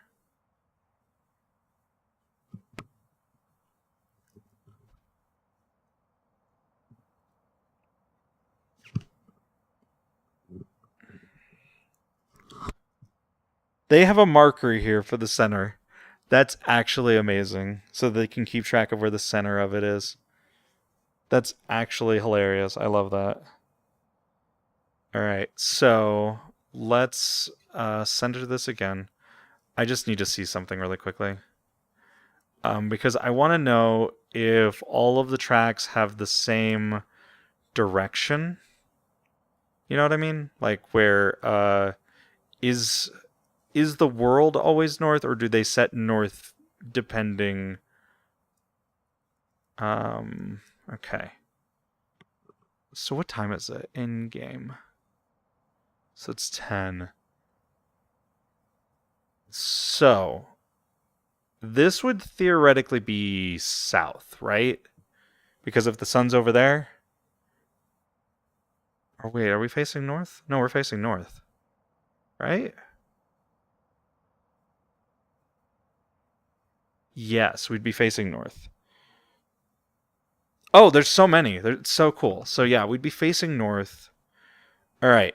So the reason I want to know if this is the case is because if we go to Zandvoort and we go to other tracks, what I can theoretically do is I can find a way to take this piece of information, feed that into a text box in my own software, and be able to orient the camera correctly. So like you can say, oh, well, this is the orientation of the camera, right? I could at least do that to make me doing like some of my videos a lot easier. So that's kind of my thing. So in theory, if it's always north, if 000 is always north, then we should be good. If it's not always north, then iRacing needs to provide me some extra information. So that's kind of what I'm getting at there. Let's go to, actually, do you mind if we take a small little detour over to Willow? Because Willow's interesting. And I know I've talked about this one before, but whatever. At this point, we're going on an iRacing rant with learning about all the rendering stuff.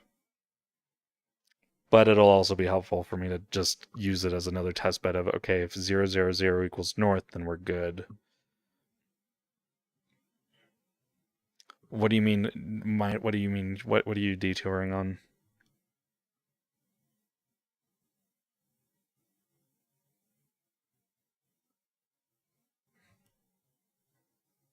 Oh, god damn it. I moved over because I thought it did the thing. We'll have to wait till the next I'll have to wait till the next time I load iRacing. Damn it.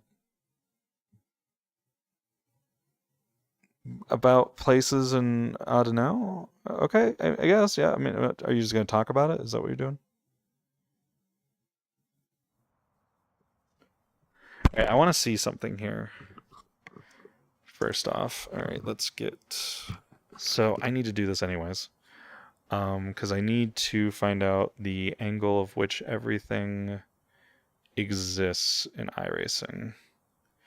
So let's start with that. So we're gonna do 0.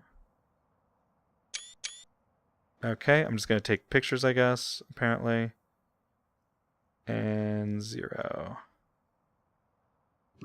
I mean... Okay, so we're dealing with different parts of the Earth here.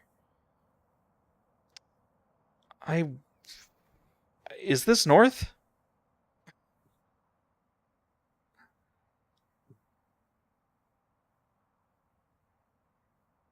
I mean, I guess it would be, wouldn't it?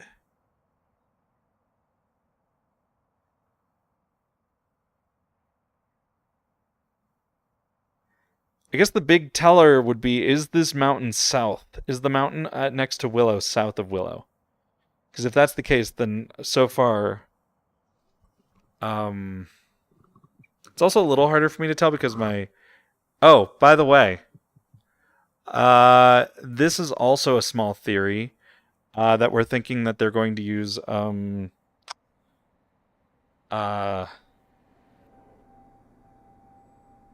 I mean, I could, but it's a little difficult for me.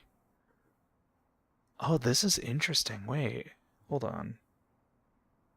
Why is it rendering like that? Okay, so it's a little bit more difficult, I guess, with how iRacing is... Oh, that's see-through culling. It's kind of doing some weird, funky stuff. But here's what I was meaning when I say usually, like, when you look at track stuff and you can see stuff as collidable. This is kind of what I was getting at. The Willow Springs Mountain is north.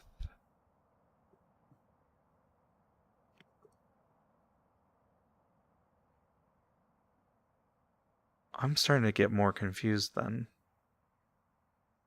What direction does their camera face then?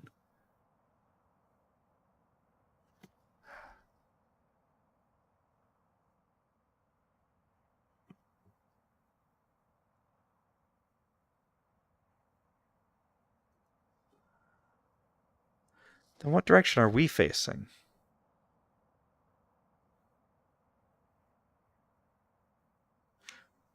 Okay, we're gonna have to do a couple more tests here. Alright, well that was all I wanted to really look at Willow for, was just how it looks underneath. Okay, so like if we look at the track info. Okay. Okay. So yeah, that's north. That makes sense. So does that mean that 0 means that we're looking east? Is that what that means? I'm very confused. Let's do Zandvoort. Where's that? Or Zandvoort? Zandvoort. Is it like under circuit Zandvoort or something? Circuit Zandvoort. There we go. Okay. All right, we'll have to raise the time up a little bit because, yeah, sunrise. We'll make it like 9. Okay, so in theory, if we set it to 0, 0, 0, it means we have to look that way.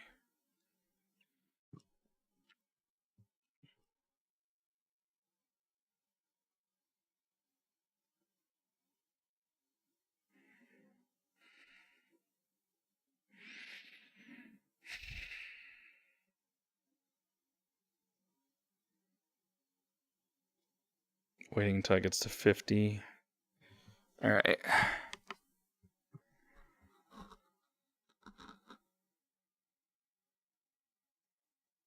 Yeah, so theoretically, we should be basically, if it's east, we should be looking directly right. Essentially. Like,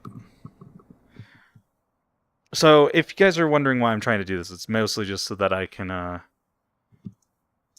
get proper, so I can actually do some, instead of doing these during streams, I'd like to do these as videos. That's kind of what I'm getting at, okay? I'd like to stop doing these during streams and more during like actual videos that I can actually sit down and kind of like point out cool stuff. Also, we'll do a little run through of Zandvoort because I like talking about Zandvoort. It's fun. All right. Okay, 0.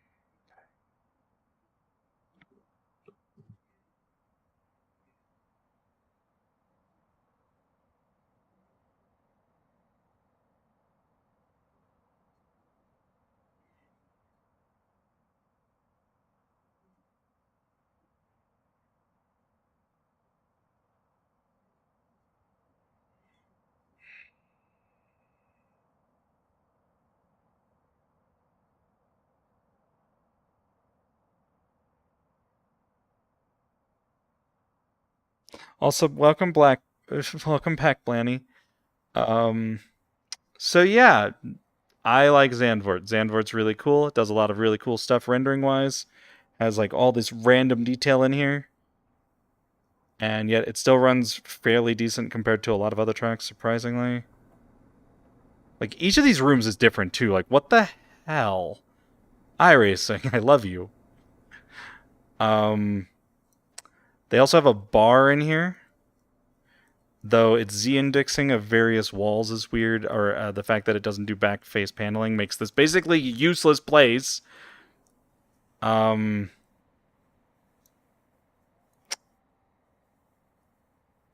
telling me that entire building that they put right here is an event building?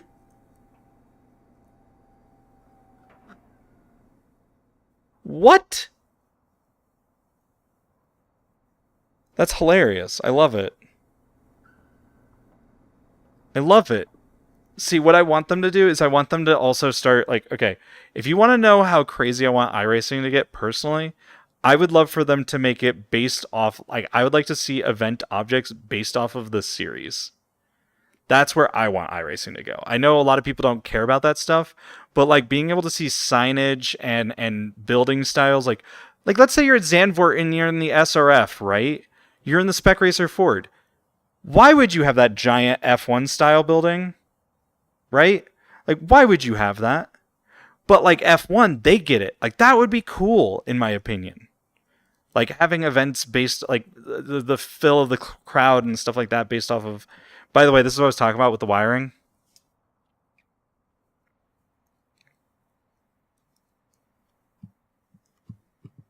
Like it's a pretty basic. It looks like it's a basic triangle that has like different shapes with it. So it's just like you know, it's just a basic triangle mesh. Looks like it just comes down. Not every single thing is its own thing, but they do a good enough lighting on it that it makes it look real. They're not that thick. They're kind of thin, but from a distance over here, looks really good. You know? Like, that looks accurate over here. Like, that looks good for the lighting. I think it is for the F1 setup. But, like, they do similar stuff over here. They have, like, those little cables. They have these little boxes that have, like... Oh, I hate how fast this goes sometimes. But they have, like, these little things. Like, that's not necessary, but I love it. Like, this sort of stuff, we have this guy waiting for the toilet here. You know, like, that's cool. Oh yeah, no, everyone would. Everyone wants the flag markers to work. Don't get me wrong. But like this one is fun because it's like cables, and that to me is really nice. And then now we have we have reflections thanks to their keep pressing the wrong button. I really just need to get computer or analog control at some point. But now we have like the reflections, which is really nice. I love the fact that they have these now. Looks really good as you're flying over them.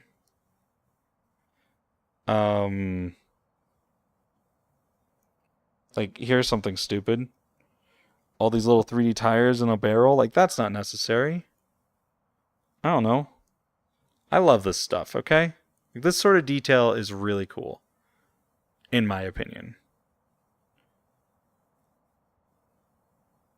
And also, it looks 10 times better than anything in ACC, just an FYI. Because we checked it out in ACC, and the biggest difference is probably the beachfront over there, which is just... Oh, Flanny, thank you for the resubscribe. I appreciate it. Thank you, thank you.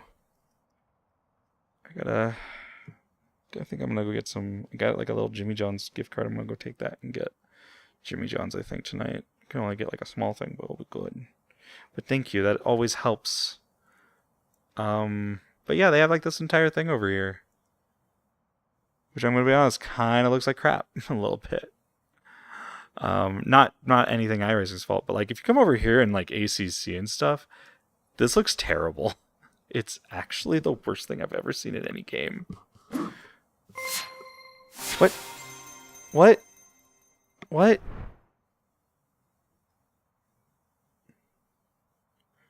Okay, now nothing's telling me what that was. I don't even know what that was. Oh, thank you, Kohai. Yeah, no. Anyways, we're just going through all this stuff and whatever at this point. They put like a bunch of cars over here. They have like all these stairs. This is why I want the ability to be like X height above things. Because like then we could like you could do like little fly-throughs and walk-arounds of this stuff. Like this would be really cool to be able to like I don't know. I think it'd just be really cool. Hype train? What? There's a hype train going on? Is that what's going on? There's a hype train? Oh look, iRacing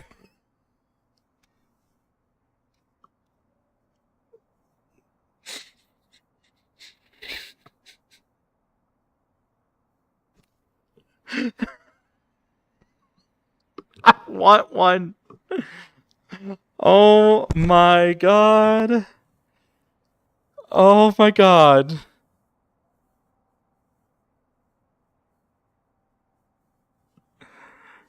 That is...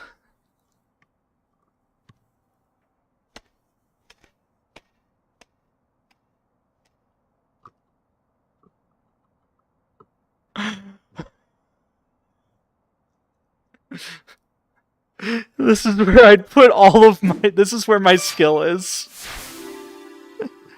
Oh, thank you. Thank you for the gifted, too. Oh, gosh, okay, thank you. I appreciate it. All of this stuff helps. I'm too busy pointing out the fact that we have iRacing branded trash cans. I've never... How did I not notice this?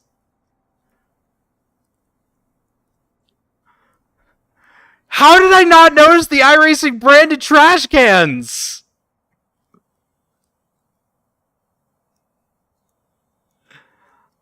I've never noticed it.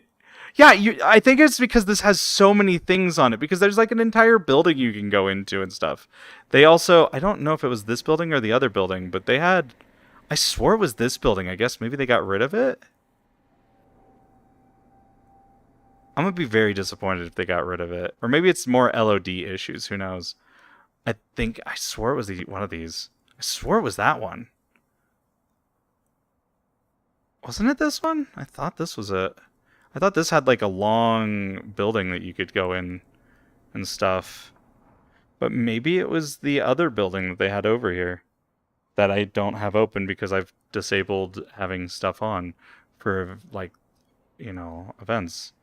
They have like these little light bulbs. Look at them. They're so cute. These little light bulbs would be cool if they like lit up. Like, I've seen this kind of trash can, so I was like, okay, whatever, trash cans. I did not notice the iRacing trash cans.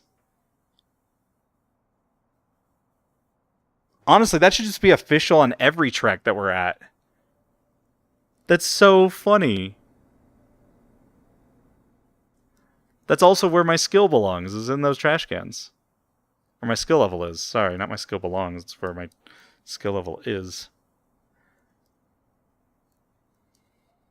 But you can also see, like, there's a little bit of care, like, in everything, too. Like, oh, hey, here. Hold on. Let's reduce that down again. And try and get close to this. Yeah, like, it's not like an actual model of it, but they, like, make sure to put, like, the little screw detail in there. There's these screws at the end of the track, too. This is actually what pisses me off about iRacing's shadow mapping system a lot. Is that they don't have like these smaller details on these like little, but like, look at this. They don't need to go that detailed with this, but it's still nice.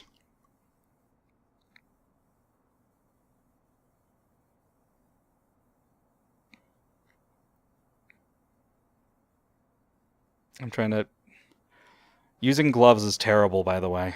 Come on, let me make it slower, thank you. But like, again, all this detail, not exactly necessary. Looks really nice when you actually see it, though. Like, okay, come on. There we go.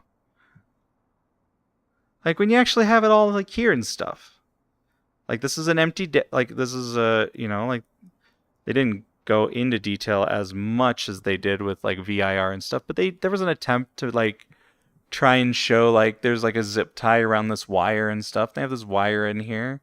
And those go into the proper spots to control the lights. Like, that sort of attention to detail, in my opinion, is really cool. You know? Like, they have these wires going up into this box. They don't need that, but it's cool. They have these little holes here that they can put stuff into that they don't, I think, unless it's an event. But, like, I don't know. To me, that sort of level of detail, it also gives them a good base, because anything that doesn't really move should be modeled, and then they can add more stuff with event stuff, you know?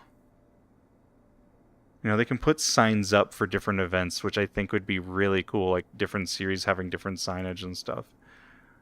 Like, I don't know. It's just neat. It's neat having these sorts of little details. That's just me. I get that most people wouldn't care. But to me, it's like, you can set up different angles for stuff. You can set up for different camera angles. You can take, especially because we have this freedom with the camera, right? It's like, okay, you can set up a camera like right here-ish to like show off, like, oh, this is the start of the race. And, oh, well, this cable might not mean much, but it's something that's there. And I like that sort of stuff, Like, this isn't necessary. It looks like this is the control box. It's not high detail, but it's the control box. It represents that. Got this little ladder that they only partially modeled. Damn, that actually is unplayable. That actually annoys me. Or maybe it's not. Maybe they just didn't have the information of where it went, so they guessed. I don't know. But we have this little cable for the timing stand. Got a little camera. Oh, that's the camera. It's like a little gyro camera. Yeah. So I don't know. That sort of stuff just is cool to me. Like being able to see those little individual details and kind of go, okay, that's what that's for. I don't know. I know that one thing that they're doing with Okayama is that they're going to have the different blind levels too. So it looks like they're doing like 3D blinds with everything, and that looked really nice for Okayama's update. So we still got to figure out, I don't know what this pole is. I feel like that pole's not supposed to be there. Oh. Oh. Come on. Nope. Here we go. And I know like most people wouldn't care about this, but this would still be like kind of cool for like a shot. Like if you could figure out a way to like use this stuff with like my like avatar and stuff and like be able to like I know it's not going to work here because, you know, obviously the camera's going to move based off of where my head is. But like, ow. Let's see if I can get it to look mostly. Nope, it's not going to look right because I'm floating. Oh, God, what happened? Why am I floating? I should not be floating. Why am I floating? Hold on.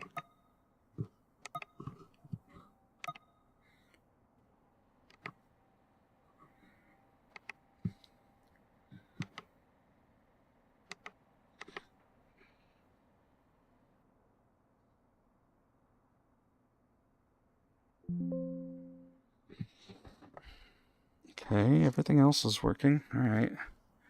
Whatever. But like, maybe I need to lower the camera a little bit. Maybe that's what I need. Yeah, that could work, right? I'll make it look a little weird, but all right. Let's see. I don't know how this looks, but why is what is happening here? Hold on, I'm gonna try and. It's like really freaking weird.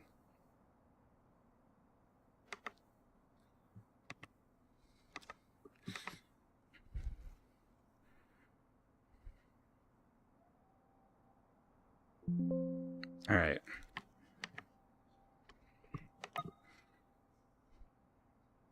But like being able to like superimpose myself, right? You know, being able to put like myself like if the camera didn't move around all the time because I was moving my head. But being able to do stuff like this would be really, really cool. And that's why I like this sort of stuff existing, is because it's like there's some opportunity for that if iRacing gave us at least just a couple of tools that we could do that with. You know, like you could do it with a green screen. You could do it with, you know, you could like they could instead of having like their people. Exactly, that's what I'm trying to say. And like the thing is like, because I don't really care for what is it?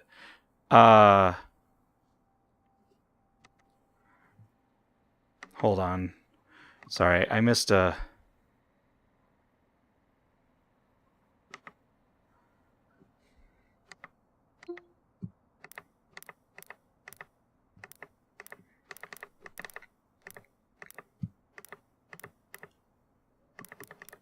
Sorry, I missed a message and I should have gotten to it. But like, here's the thing, like, right? Like, let's say like you have, because it always kind of bothers me that like, whenever we have like those, the events, right? And they do like, they're like, it's just like some people on Zoom in their house commenting on a race and they like put on their cameras and stuff. I'm like, I think it'd be cooler if you could find like a spot like this, right? And like where like you have like a desk set up in the game and you actually like were, you know, like just like green screened it behind you. Like you had like a green screen of just like even just this right here. And you had like your own little desk in front of you, whatever. Like doing that would be fine. Not necessarily the metaverse, but like, yeah, exactly. And you could even do the lighting that way. Like The thing is that you can do studio lighting controlling with my system. Like honestly, like because all it is about placing where the lights are. So like realistically, you can attach that to studio lighting, and boom, you now have lighting. All you would need is some like varying resolution of how many lights you want, but you could do real life lighting that way. That's what I'm trying to say. It's like there's a lot of stuff you can do with iRacing, and we don't do it because it's like it's the small little pieces that we need. So I don't know. I basically have it. Like honestly, like that's what I'm trying to say. Is it's there. What I use currently could be used.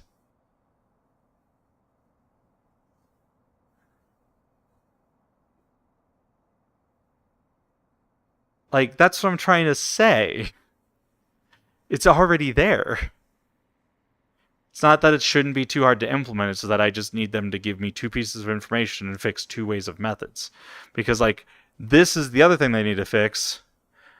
I should be getting further left of this chair, and I'm not. That's the other thing they need to fix. But now, oh, I go over here. Oh, now I can move, but now I'm locked in place. Like, why can I only move this far away? Why can I only move this far in a replay camera? That's dumb. This is dumb. This is really dumb. Like, I should be able to move a camera around this chair in iRacing if it's a free camera that's not attached to any car. That's what I'm trying to get at, you know? So, anyways, sorry. I think I'm just feeling tired today. I know I haven't done much racing or anything. I have a lot that I've been wanting to talk about, and I haven't. Because I haven't been able to stream consistently enough.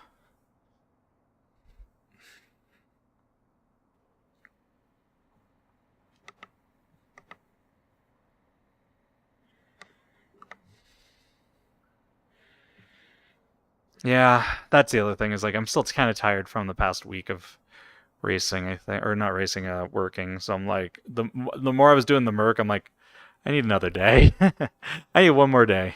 One more day. So I'm just going on my own rants because like I want to talk about what the future holds for everything.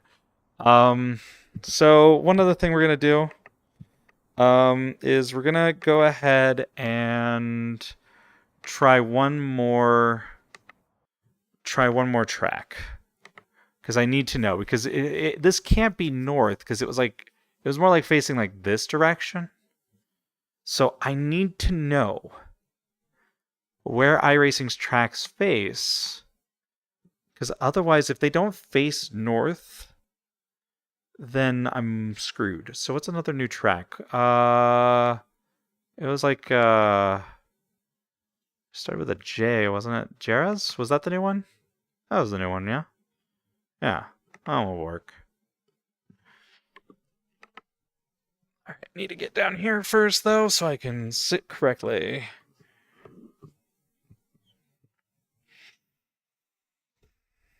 Plus, yeah, I'm getting close to the time I want to do here. Kind of debating on if I want to get food or if I want to get, like, laundry detergent. Like, I have some food. I can make eggs. It's just I'm going to get tired of eggs real fast.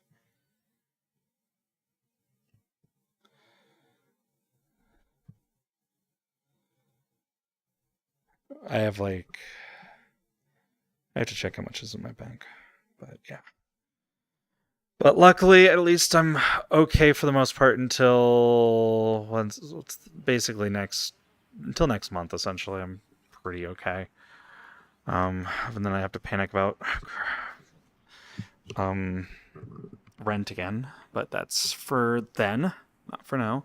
Hopefully I got this job that I've applied to and did 3 interviews and an assessment with, and hopefully they tell me, like, tomorrow would be nice, or today. Kind of hoping. Alright, let's see which way we're facing here.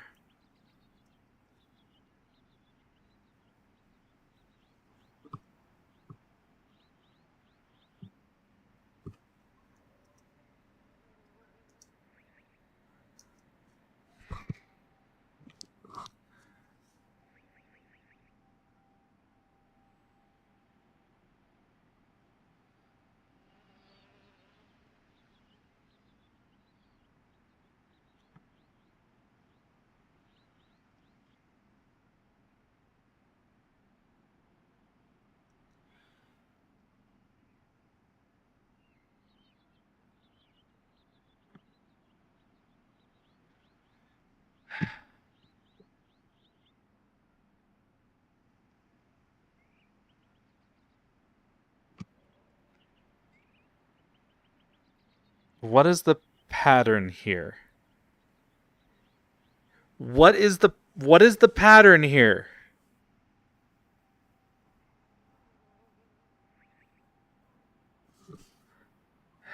Okay.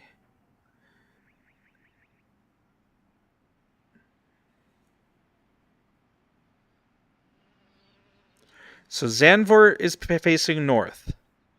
Ish. Jerez is facing south. Or something. I don't know what direction that is. It's either south or southeast.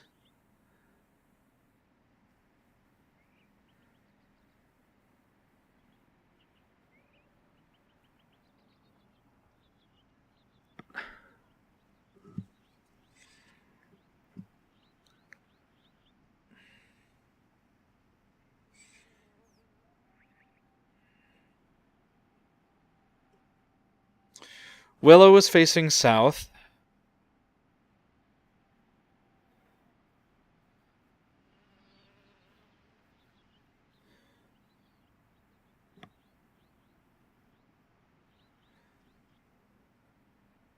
I can't tell where Nürburgring was facing. I don't remember what direction.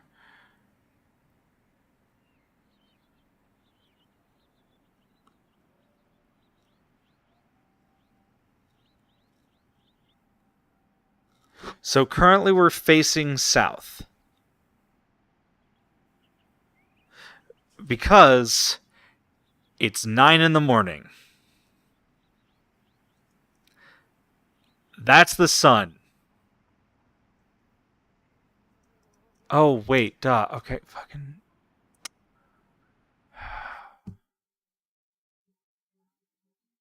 Right. I need to choose a better date. I need to choose something like June, which I have to inverse this for Bathurst. Because Bathurst... So basically what I'm trying to do is I'm just trying to figure out, based off of where the sun is, where we're facing when I zero out the camera. Because there's got to be a pattern, either certain tracks or the distance somewhere. Something has to be either that, or they just don't fucking pay attention to their own offsets. It's the only possible conclusion I can come to.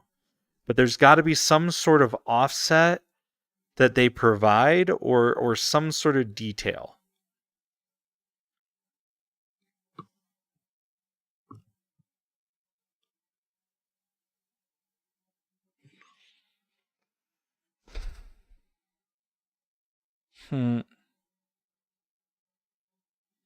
Because it's 9 in the afternoon. All right. So we go in here, right? We get to the thing.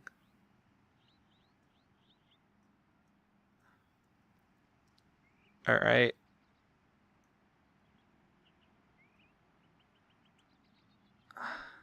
All right, and then we zero this out and make sure that this isn't affecting anything, okay?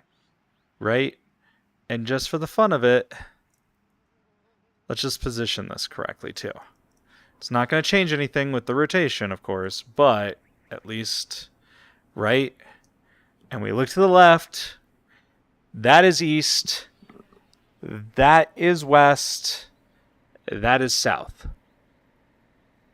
Okay.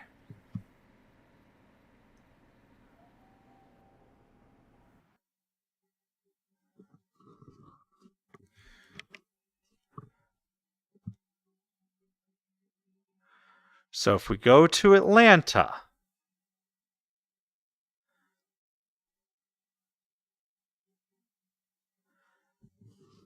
of which I have no idea if this is north facing or not.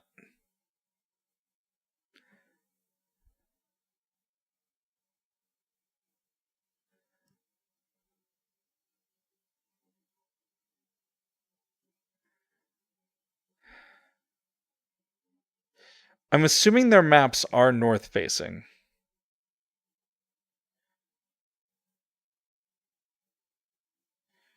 Because that seems to be the trend.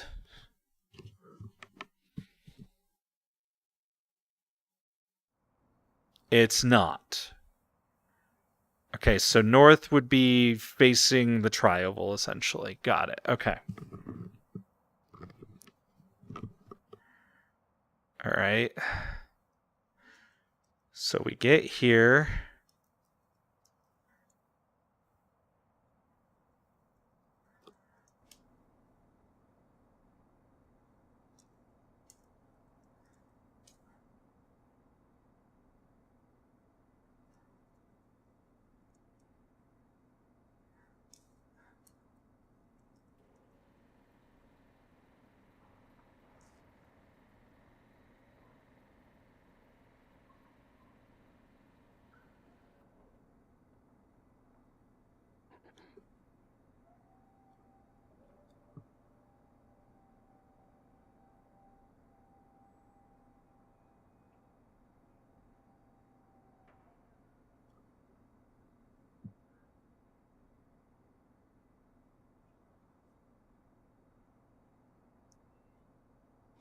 What is the pattern?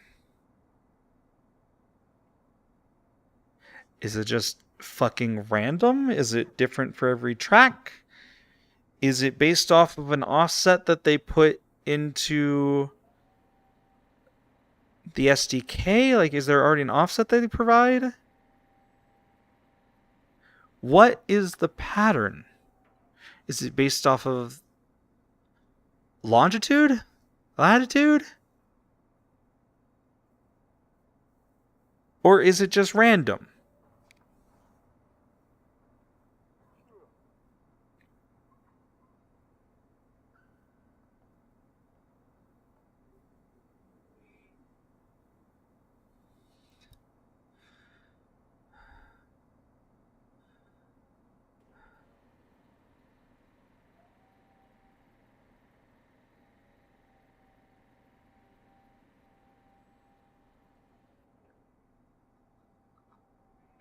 Yeah, like that's kind of what I'm getting at. Like, what is the pattern here?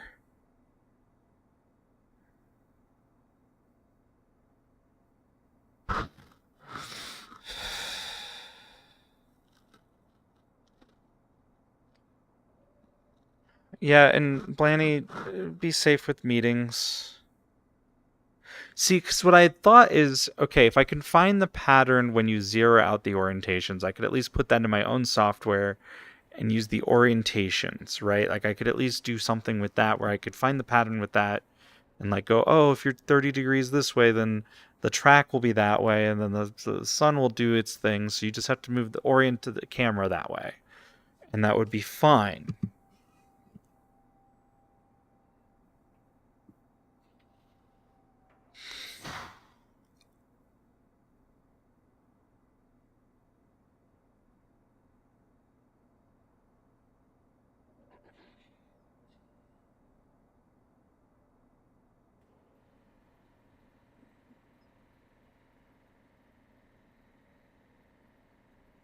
I mean, even if there's not a pattern, is there any amount of data that iRacing shares with us through the SDK that tells us that there's an offset that you have to input, like for telemetry? Because like I imagine it, like if you want to zero out the telemetry to make sure that the telemetry is going the right direction,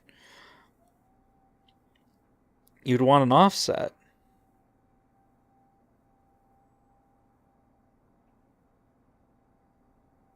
Because you'd want the yaw offset to make sure that like whatever telemetry is going through is facing the right way, wouldn't you? Like,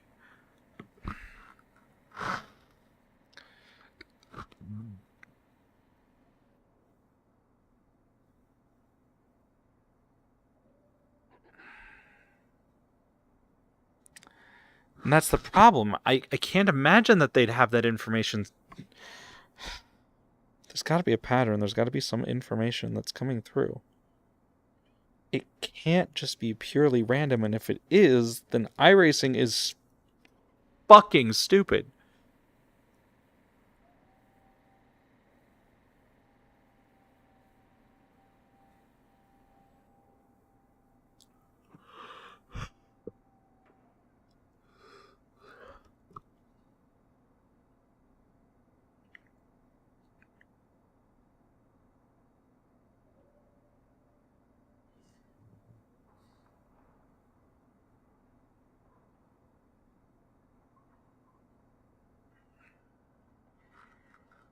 I don't know. This has actually kind of pissed me off a lot.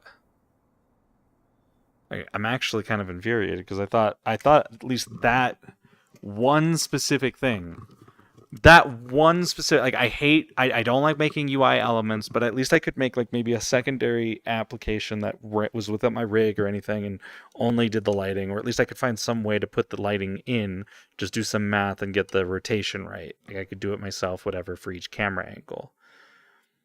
It would at least make it so that I didn't have incorrect lighting or have to put a car somewhere and I could keep playing in the background so that like I didn't have to have a car specifically sitting there.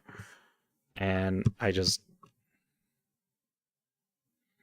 could put that information in, go, yeah, this is the orientation and this is the day and year and the time of day and whatever. There's got to be either a pattern somewhere or at least a way to figure out what that offset is per track and be able to either pull that information, do the math based off of that. There's got to be something, because if it's just random and we don't have any information, that's dumb. That's actually really dumb. Like, holy crap. Holy crap. I don't like this. I don't like this at all.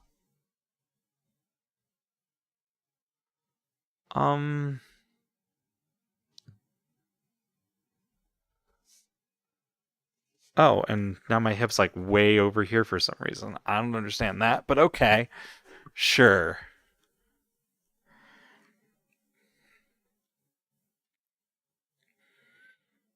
The staff.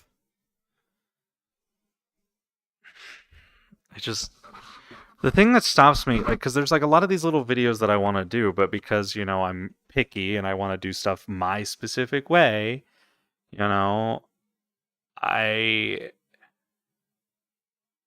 that's been the big thing that's been stopping me. I'm gonna be honest, because I tried doing like the Hungaroring promo video because I was like, okay, well, what are the chances that I can do this on my own and be able to do it relatively quickly, that I could edit it and put it together?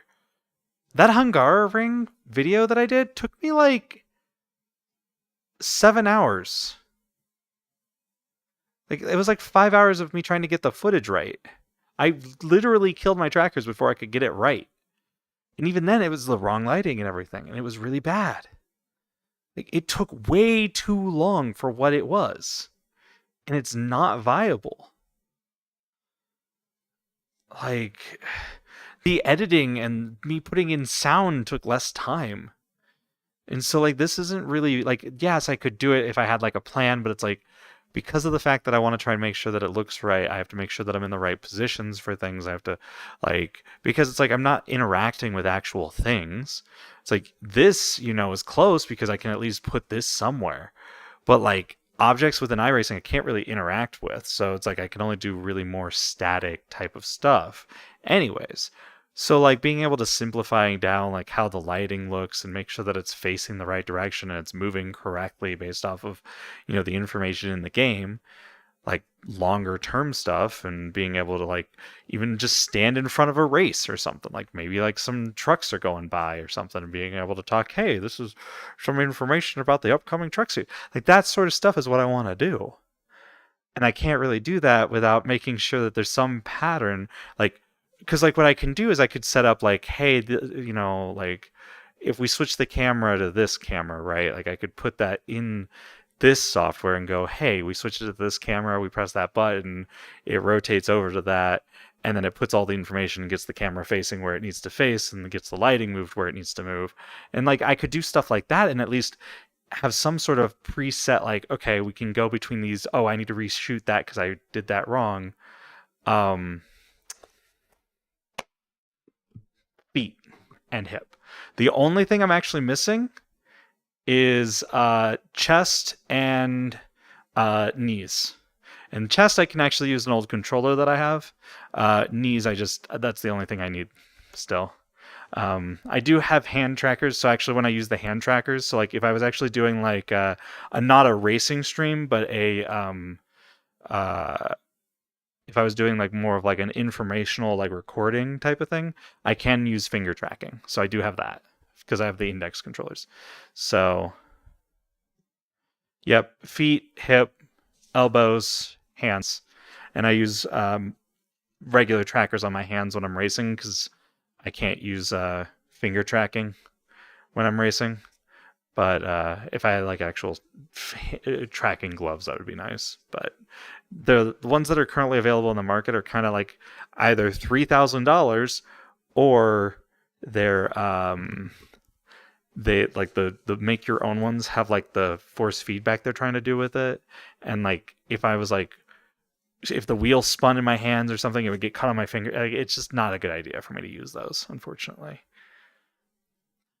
So finger tracking is like the next big thing for me, hardware wise. But I don't know. I'm trying to think of what to. And then on top of that, like you can see, like sometimes without the knee tracking, the legs just kind of do their own thing sometimes. Yep, basically. Otherwise, because basically what happened was I got into VR chat 4 years ago, something like that, around early 2019, maybe late 2018. I don't remember, but I didn't have VR yet.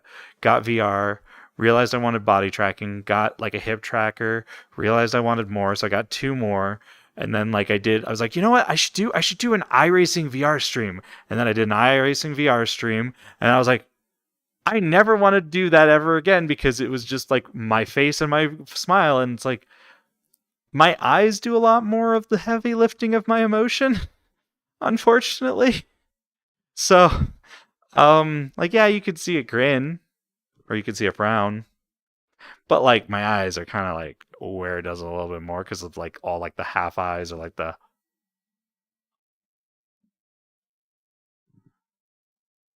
type of stuff. But yeah, but most of like honestly getting fully into this was mostly for streaming. Otherwise I wouldn't have like I probably still would have done it for VR chat, but I wouldn't have tried to do it as hard as I did. Definitely would not have the eye tracking if it wasn't for streaming. Um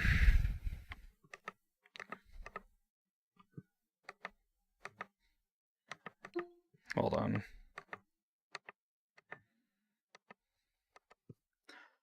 All right. So yeah, well we tried doing the streams without the face tracking at all, and it was like everyone was like, no, you're right. No, go back. Everyone was like hitting the go back button. The avatar?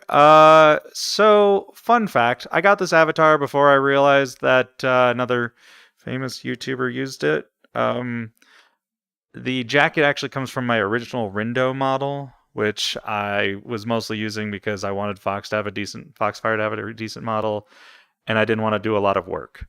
So I used that, compressed the body down into more of a masculine shape, and then did that. And then I got this model because it had a lot of options out there, and then it was like they had face tracking in the works for it, and I was like, okay, yeah, I'll get that model. So it had actually proper facial expressions that I didn't have to make myself. I did try making them myself. It didn't work that well. But this avatar, I basically just inverted my old colors, really. I had black hair on that one. This one I moved over to white hair. I also had white hair on my original VR chat avatar that I used. So I was like, you know what? I'll just use the same white hair from that, and then slowly started adding a little bit more detail as it went on. Well, yeah, Infamous, you're right.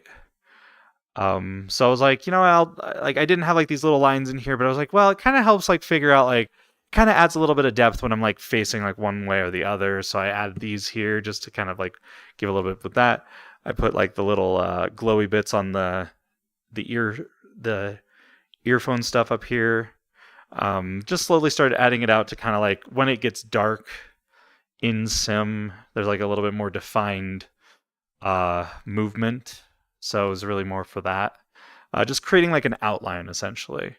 And then I have two types of hairstyles, which is this and then the twin tail style, which I kind of did. Oh yeah, no, like actually the thing about that is the shader can do it. I just don't know how to program it to do it. That's my issue. I don't know how to do that yet. Yeah, it should be DX11. don't think it's too hard. Like I said, the shaders that I have for this already work with it. That's how I do the um that. But it's just getting it attached to the, like, I technically already have the code base in there to do stuff based off of the flag states. I just don't know how to change the shaders in code. I only know how to do it with the application. So that's the problem. So it's almost there. It's almost there. I got there and then I was like, you know what? I give up. And then I stopped working on it. That's basically what happened. I was like, I don't know what I'm doing. I want to stream more. I'm out of money. I need to go find jobs more, so I gave up. So that's really it. Like, a lot of this stuff is like, this thing is like getting this centered and all that stuff is programmed. That's me. The wheel, that thing, this doing that. Wait a minute. That's me. I need to figure out a way to scale stuff, like a system to scale it so that when you use a bigger or smaller avatar, you can have it scaled properly for fitting in it, because it's all just one size.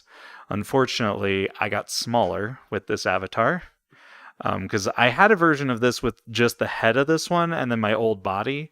But the problem was that the chest is all messed up, so like it would twist around really weird. And so I got rid of that and just went to this one. That's the reason I use this avatar, actually, is because my Frankenstein monster of an avatar didn't work. So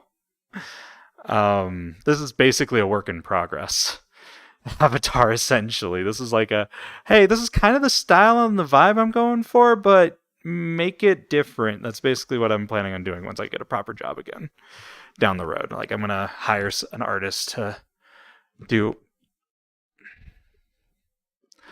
proper outfits and stuff. One thing I'd like to do too is make it so I can select different outfits on the fly. So like, instead of having to like load a completely different avatar, just load different outfits and then it can just dynamically load. I don't know who that is and I don't have the money to pay them. That's the problem. Like, honestly, like, what I'd love to do is set up a team that, like, because like I would like to like either sell or do something with this, but it's just not to the quality that I feel would be a good final product for anyone. Usability is jank as hell. Like, I put up with it because I programmed it to the minimum amount that would not piss me off. So like, that's kind of the thing. But like, I would want it to work better. So, it's kind of the thing. Being able to dynamically switch like the camera style too would be kind of cool too, because like being able to actually have an actual background would be nice. But like, have it go away. Like, yeah, I like having this, but I feel like this would be much cooler on like a big screen TV or something. And then have like an actual room back here that went away as like the scene loaded into the actual game, and then boom, now, yeah, exactly, more studio-esque. That's kind of where, like, ultimately that's where I want to go with it. Yep, exactly. Well, not imposed, actually, in there, because like being able to like react with stuff like objects, like have a tracker on like a water bottle, actually look like I'm holding a water bottle, and I go, whoa, instead of, hold on, what the fuck? Why is my tracking so weird right now? It's like, the thing is it's like a pain, but it's also not. It's actually it's simpler than changing the shaders. That's the sad part. It's simpler than that. Because like, you just assign the object to the tracker, and you just say, hey, this is the track, this is the object, and then you just track that based off that object, and then you're done. It's just positionals at that point. No different than my hands. It's kind of like how I do this. You know, so basically the way this works, this is fun. There's basically you guys can't see it, but basically there's a game object, right? Why is this thinking I'm so far over here? Oh, it's because it's not actually on my hip. It's because it's on my thigh. That explains it. Okay. All right. So, lesson. So basically there's a game object on the wheel, and it searches for the wheel, and then it finds the game object, and then it also looks for my hand. And basically what it does is it just tries to it aligns the way I did it, because I was lazy and I was like, whatever. It basically takes, where am I facing? So wherever I'm facing is center, so I should be facing directly at the wheel. So it rotates the rig to that direction, right? So the rig will face this direction, so wherever the headrest is, basically facing the same direction as my head. And then it basically just moves it based off of where my hand is. So like where the game object on my hand is. And then that is basically just how I figure out where in the world the wheel should be. That's why it's not perfect. That's why it sometimes can end up being like left or right or something. But yeah, that's basically how it works. That's it. It doesn't figure out, like, there's nothing advanced like figuring out where my ass is sitting in the chair. It doesn't figure out where my feet are. Like, that's the next layer of it, right? Is figuring out, okay, like, so like calibrate the feet, press all the way in, press all the way out, that sort of stuff. And then that can go, okay, this is how far the pedals are, and this is how far you can push them. And then it figures out resting. Okay, that's resting, that sort of stuff.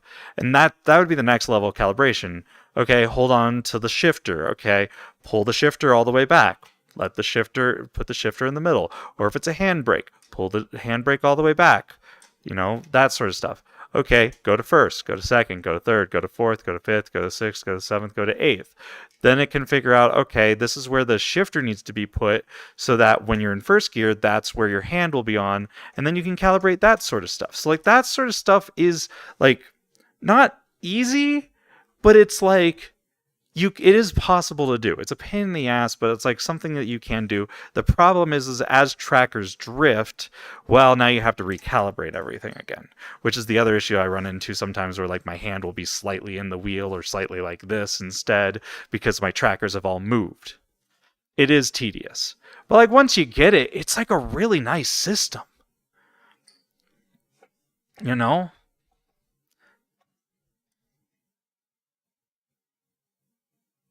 Can't the rig be? It is basically one.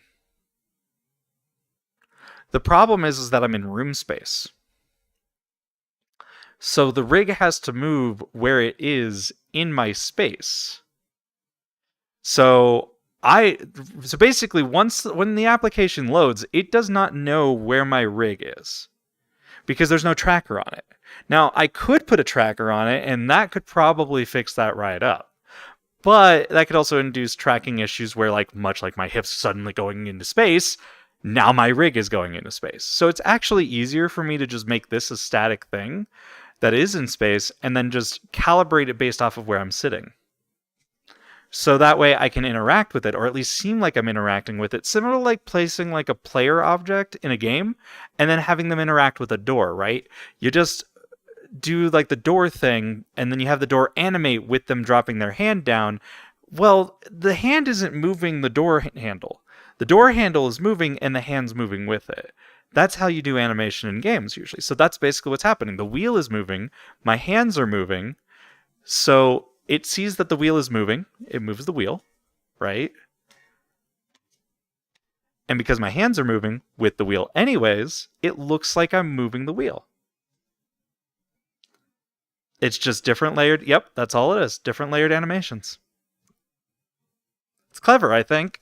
Plus, it also gives me the option to, like, instead of having, because, like, if you have a physics-derived one, right? The problem with physics-derived ones is that, let's say, right? No, but that's just it. It is still physics, because if I do this,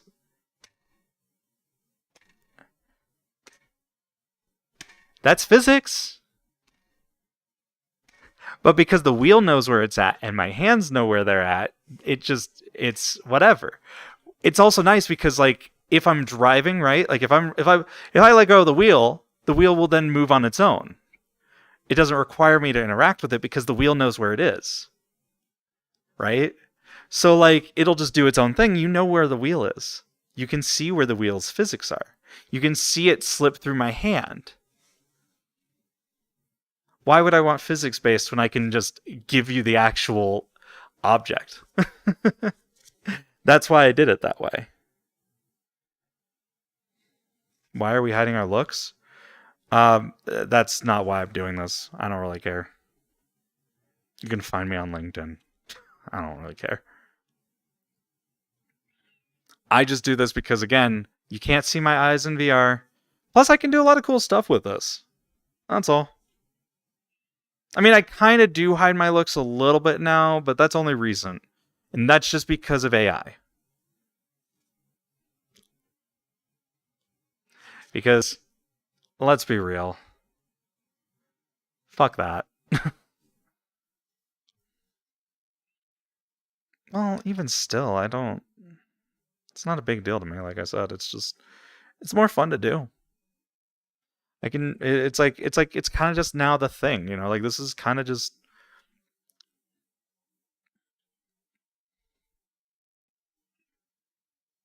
kind of the thing. I got into this, I did all this programming work, and now I'm like, I'm gonna use it. Plus, you guys still get to see my facial expressions and everything else.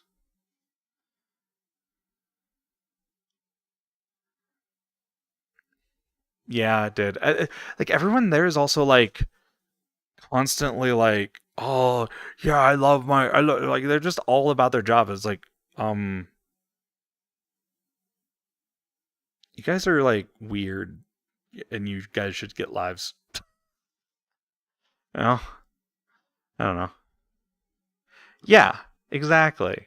Like, because, like, again, like I said, if I was just showing my face in VR, if I was just had a camera on my face, right, you would just see a VR headset on a face, and you would kind of see a little bit of my mouth. A little bit. Unless I was looking down, or to the right, or even slightly to the left, or like if I was grimacing, like up here, you know, like, and you wouldn't see my eyes at all. Plus, this one's a little bit more reactive because you got fluffy ears. And like I said, I can do a lot more with the lighting here.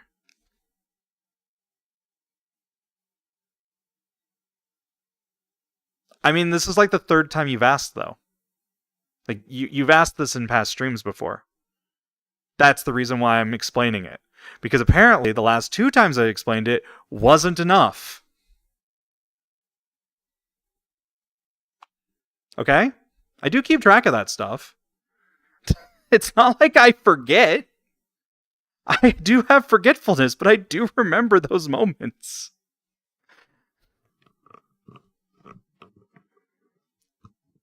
And yeah, that's the other thing. You don't get like that weird clipping thing with a camera. Yeah, so that's why I'm explaining. So if you're wondering why, that's specifically why. I specifically did this because I wanted eye tracking. That's why I constantly joke that I did this because I wanted eye tracking, because it's 90% the truth. It's like literally like, I literally did this just so I could be more expressive in VR. Like, I could be any avatar, realistically. I could be a furry. I could be an exaggerated Jimmy Broadbent. Like, someone models 3D Jimmy Broadbent, I could be Jimmy Broadbent. Like, I'm just saying, I think it would be funny if I could get Jimmy Broadbent to use my software. That's where I'm getting at with this, okay? I've actually even asked iRacing as a proof of concept, could I get the Barney model? Could I get a Barney model?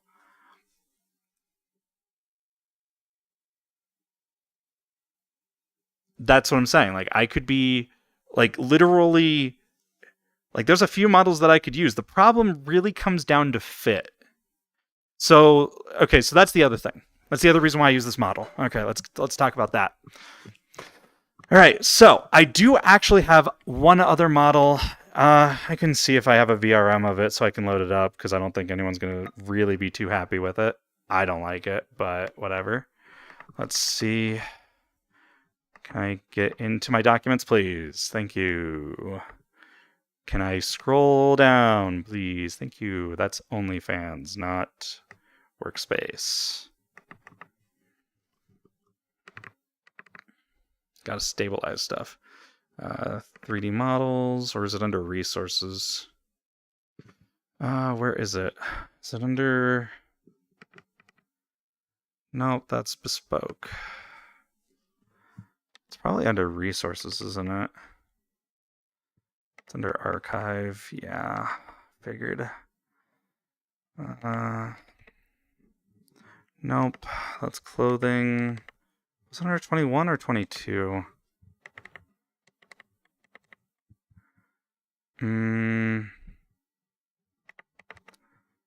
Okay, yeah, okay. There we go. Found it. All right, I just need to give this as an example to explain why I also use this specific model. And it's not going to work really great because I've never messed with it. I don't even know what its clothing is set to. So hopefully it's not naked. That's where I'm going with that.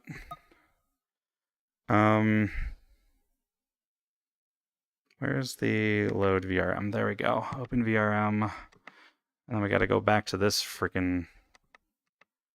Whoop. Oh. Oh. Okay. Oh, I guess I'm almost there. That's fine. So resources.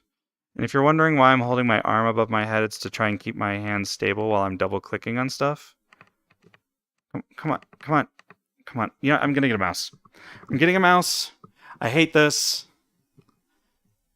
Trying to file browse with a headset sucks. All right, there we go. All right. All right. So here we go, everyone. I'm leaving. We're moving to the Maki. All right. So I'm going away, and I don't even think this one has face tracking.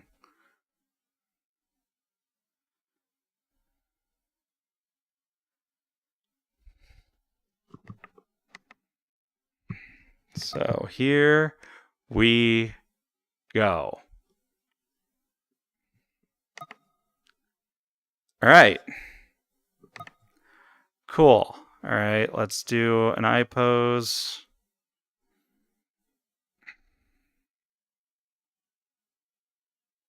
All right, so this doesn't have mouth tracking as far as I know. But exactly, that's kind of what I'm getting at here.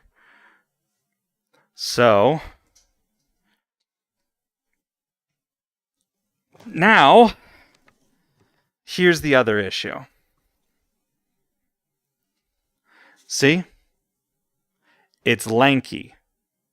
That means that tracking-wise, it doesn't really work. Because, like, look at it. It's like my feet, for the record of where my feet are, is here. Right?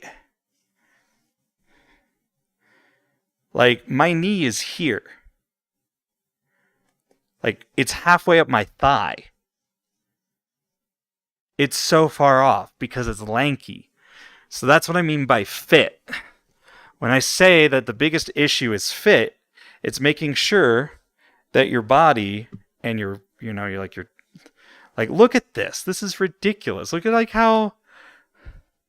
look at that. That's ridiculous. Like, just, so it's not a good fit. It doesn't actually fit my body. Now, some people might be okay with that. They might be able to work with it. But the problem is basically I'm on stilts. You know? Like, that's the issue. It's that I'm on stilts, essentially. And, like, there's some ways around that. VR chat is really the only one, which is mostly, it's actually most 90% comfort there. Because being able to, hold on, my calibration failed because of this avatar. That's funny.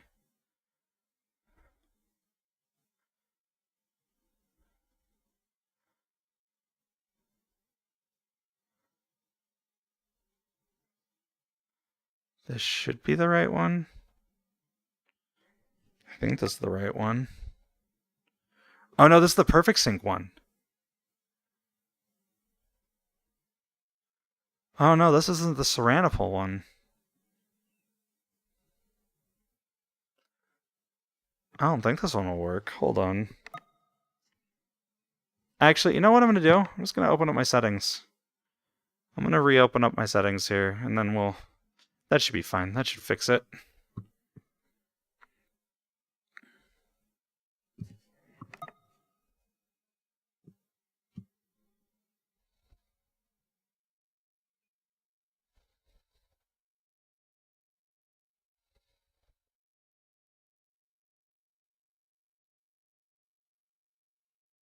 Actually, okay, so that gets into a fun thing. I'm actually going to restart the app here. Hold on. Because it seems like it's getting all funky. So let's just restart it. Yeah, it got real weird. It did not like that rescaling of stuff. That was not... Yeah, no, I've never loaded that avatar before, so it stopped reacting, so that's kind of fun. But that's why I use the avatar I use, because it's basically the one avatar I have on hand that fits me. Let's see. Did it load yet, or is it being stupid still? There it goes.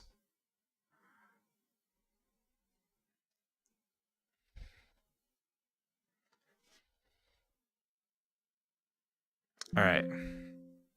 So, yeah, and now I have to go in here because it doesn't load this right the first time. Hold on. I have to go in and re-register my face tracking. There we go. Because it doesn't do it after you do a calibration. It really should, but it doesn't for some reason. I don't know why. So, yeah, that's why. And then, of course, see how it puts this in the center here? Like, I could manually place it, but then what if I redo my room scale? What if I change up how my like the layout of my room or my base stations, right? Or I move to a different room with my base stations. That's why the calibration system for the wheel exists, is so that I can do that.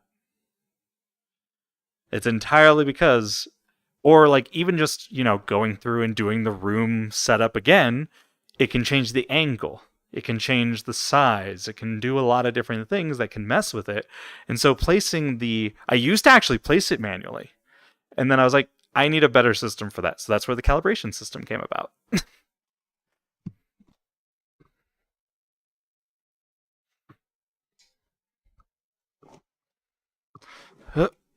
And like, yeah, it's still not perfect. Like hip tracking is kind of weird because I don't have knees and there's no chest tracking in this at all, which makes it really awkward.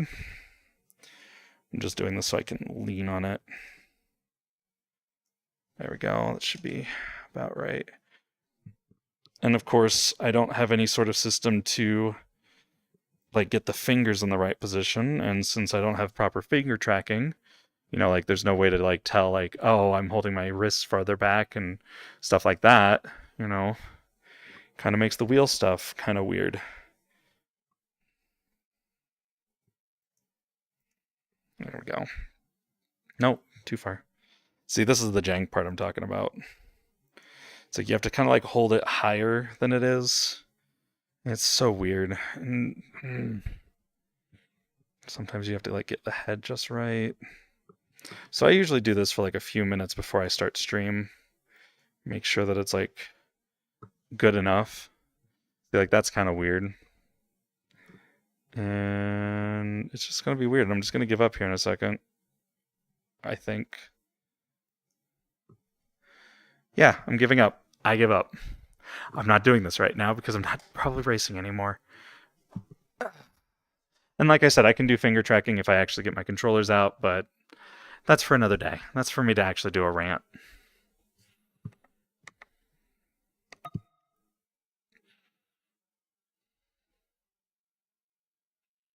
Kind of, yes, a little bit, but it's a lot harder than you realize, and it's infinitely harder when you're just using cameras.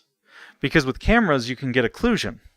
And you can still get occlusion with tracking, but at least having different tracker like base stations and the tracker's able to see those different base stations and figure out where they're supposed to be, you can get around most of it. Like not always, but most of it.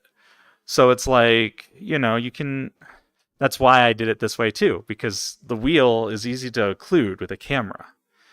So possibly, but then you have the overhead of the cameras. That's the other problem. Cameras are notorious. Like, think about it. Have you ever looked at how much resources you're using when you're using a webcam? Like a Zoom meeting, processing all that video? It's a lot. Like, even eye tracking uses like eye tracking and face tracking alone use more than rendering the rest of this. This this entire system that I have is about 7% of a GPU. Face tracking is about 13. A lot. A lot more than I wish I would have at the time. Um Probably upwards of, if I've had to get all of this set up the way I wanted to get it set up, I'd probably put it close to about $1,500 alone on just the tracking. And then that doesn't even get into the headsets I've gone through, the base stations, or my personal favorite, the time. The amount of effort I've spent programming stuff, remodeling stuff, doing art again. It's a lot. Like, and it's still jank. That's the thing. Like, if I even knew half of what I was doing, it'd still be jank, I'm sure. Not gonna lie. And like it's not like most of the help I've gotten has been like Stack Overflow and Unity forum sites. It's not like a lot of help from third parties. It's not like I had someone sit down and go fix your code by doing this. I think I had that happen one time. They're like, you need to capitalize your classes, and I'm like, oh, yeah, that would fix my issue. And that was like the only help I really got. What's this? What's this scam site you're sending me to? See, the problem with all of these things, they keep coming out with stuff like this, and they show it off temporarily. Like they show off little basic tracking. But the problem is when you get down to like the issues with them, because this is not the only one. This is not the only one at all. Like there's a reason why I went the way I did, and 90% of it has to do with the fact that sim racing is very it's very much that. Like, and I still have issues, but it's still like way smoother than anything you would get otherwise. And I like there's a reason why I did it the way I did. Yeah, no, like that sort of stuff exists a lot. Oh yeah, no, console cameras are very common. Um, the problem is everyone that uses them hates the. I think okay, so here's the other problem with it. It's not necessarily the physicality of it. It's the delay.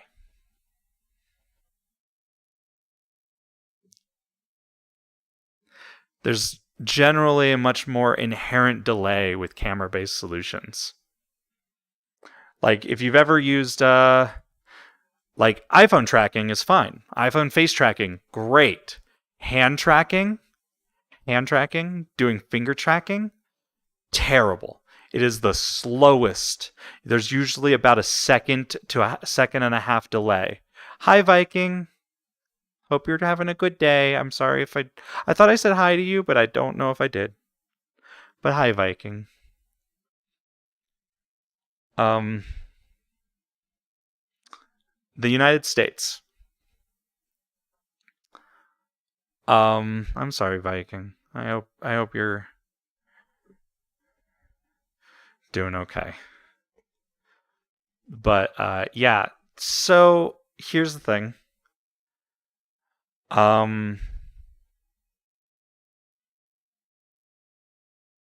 Yeah, that's it. I do everything I do because I've tried other things. that's that's the thing. Is like a lot of the times I've already tried a lot of the stuff that people have recommended. Like doing like for instance, like I have thought about like like one method you can. So here's another issue. Here's another solution per se, right? I could do triples. I could get out of VR tracking. I could do face tracking, which could end up leading to more occlusion. However, there is one benefit, which is you can still do body tracking with VR trackers. So like you can do what's called a headless VR, which is basically so there's two types of headless. I do iRacing headless, which is I don't have a system in front of me to be able to process. It's all in VR. But then there's headless VR, which is different, which is you do everything in VR without an HMD. So what you can do is you can set like a tracker on like a hat and then or a headband, then you put all your trackers on like you normally do. You get like your finger tracking, whatever, but then you have a face tracker in front of you instead, like a Tobii eye tracker or something like that, or like a iPhone camera. And then you can use triples and you can do it that way. There is a method to basically being able to use this software without VR. Like that's the cool part. Like I could do that in theory, and I've kind of set it up so that I could do that if like I find out that my eye's getting way too bad with using this headset and it's making it worse. A lot of them do use the same software I'm using, or they use custom solutions such as so look up virtual motion capture, and then what you're going to want to look up is the VMC what is it called? VMC, is it the VMC SDK or their API? What is it called? But they have what's called VMC to Unity and stuff like that. So a lot of them use basically custom Unity or custom Unreal Engine applications along with the VMC protocol, So they basically can use VMC itself to then control an application they make themselves in like Unity and stuff. So that's what a lot of people end up doing. That's what I did at first, but then I was like, you know what? I could just rebuild VMC. Because they have the source code available, I could just make my own version of VMC. So that's what I did. So I implemented the iRacing SDK and the wheel tracking and all that stuff into virtual motion capture. So a lot of them use VMC protocol though. I did that at first, like my very first streams, like my oldest clips, if they still exist, particularly the one where I had a house in it. Because I had a house background at one point. That one was using VMC protocol using a Unity application and then VMC on top of that. The problem is, well, at that point, you're running two applications. Yeah. Oh, yeah. No, I had a house in this. Like, I had like a background. I was like, basically, I just had like a little webcam thing down here, and that's it. I just looked like I was on a webcam. But it was so small and you couldn't see my expressions that well, and I couldn't like sit here and be like, now this bad baby. Like I couldn't interact with the scene at all. I couldn't like randomly head pat like the cars as they're going by or something, stuff like that. The silly stuff that I do. So yeah, I was like, you know what? I want to be full screen. I want to be able to go, woo! Aw, that's as far as my camera goes. Aww.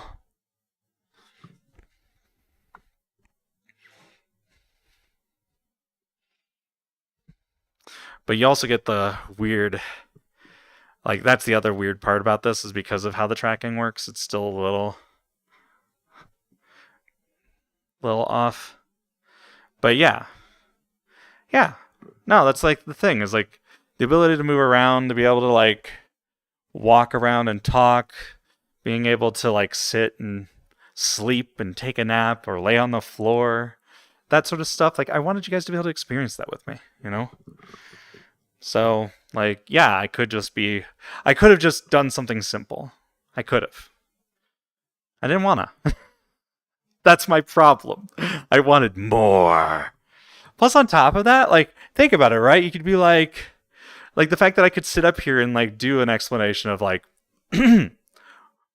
Welcome to iRacing.com. Today we're going to show you how to launch the UI. The fact that I could do this is what interested me, you know?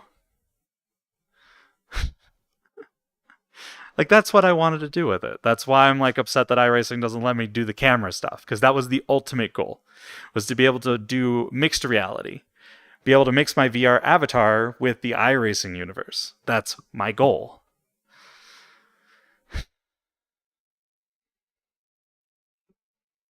To begin the race, press start race.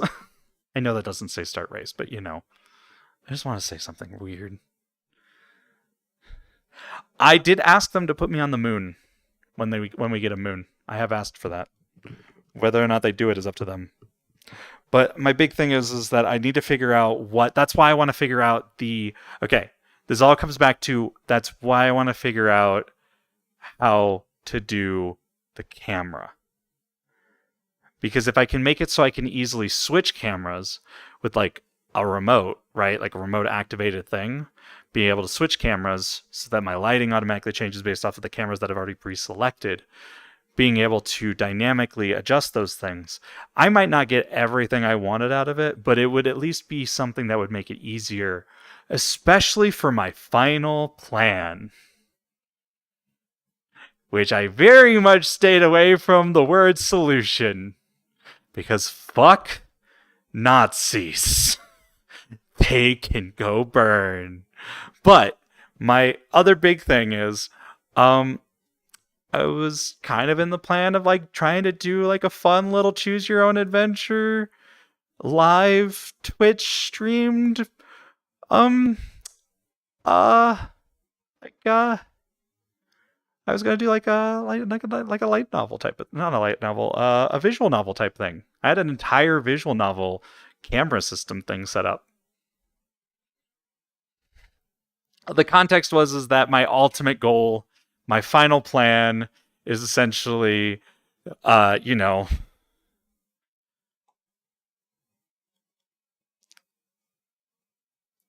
visual novel style, chat goes on a date to Tsukuba type thing. Basically. I've had this plan for 2 years and I've told everyone about it already. Reska and all of them already knew about this, by the way. I brought it up on stream. Because I was showing it off. Because I was if I load up iRacing in desktop mode only, it works really well as a backdrop. But the problem is that my lighting doesn't work. So it makes me look like I'm out of place. So that's kind of the big thing is because there's two things that I have to do. I have to, A, make sure that it's clear skies, because I can't do clouds. But no one really bothers with the clouds, so no one really cares usually. But yeah, that was the final thing. But it was all kind of that was the final plan.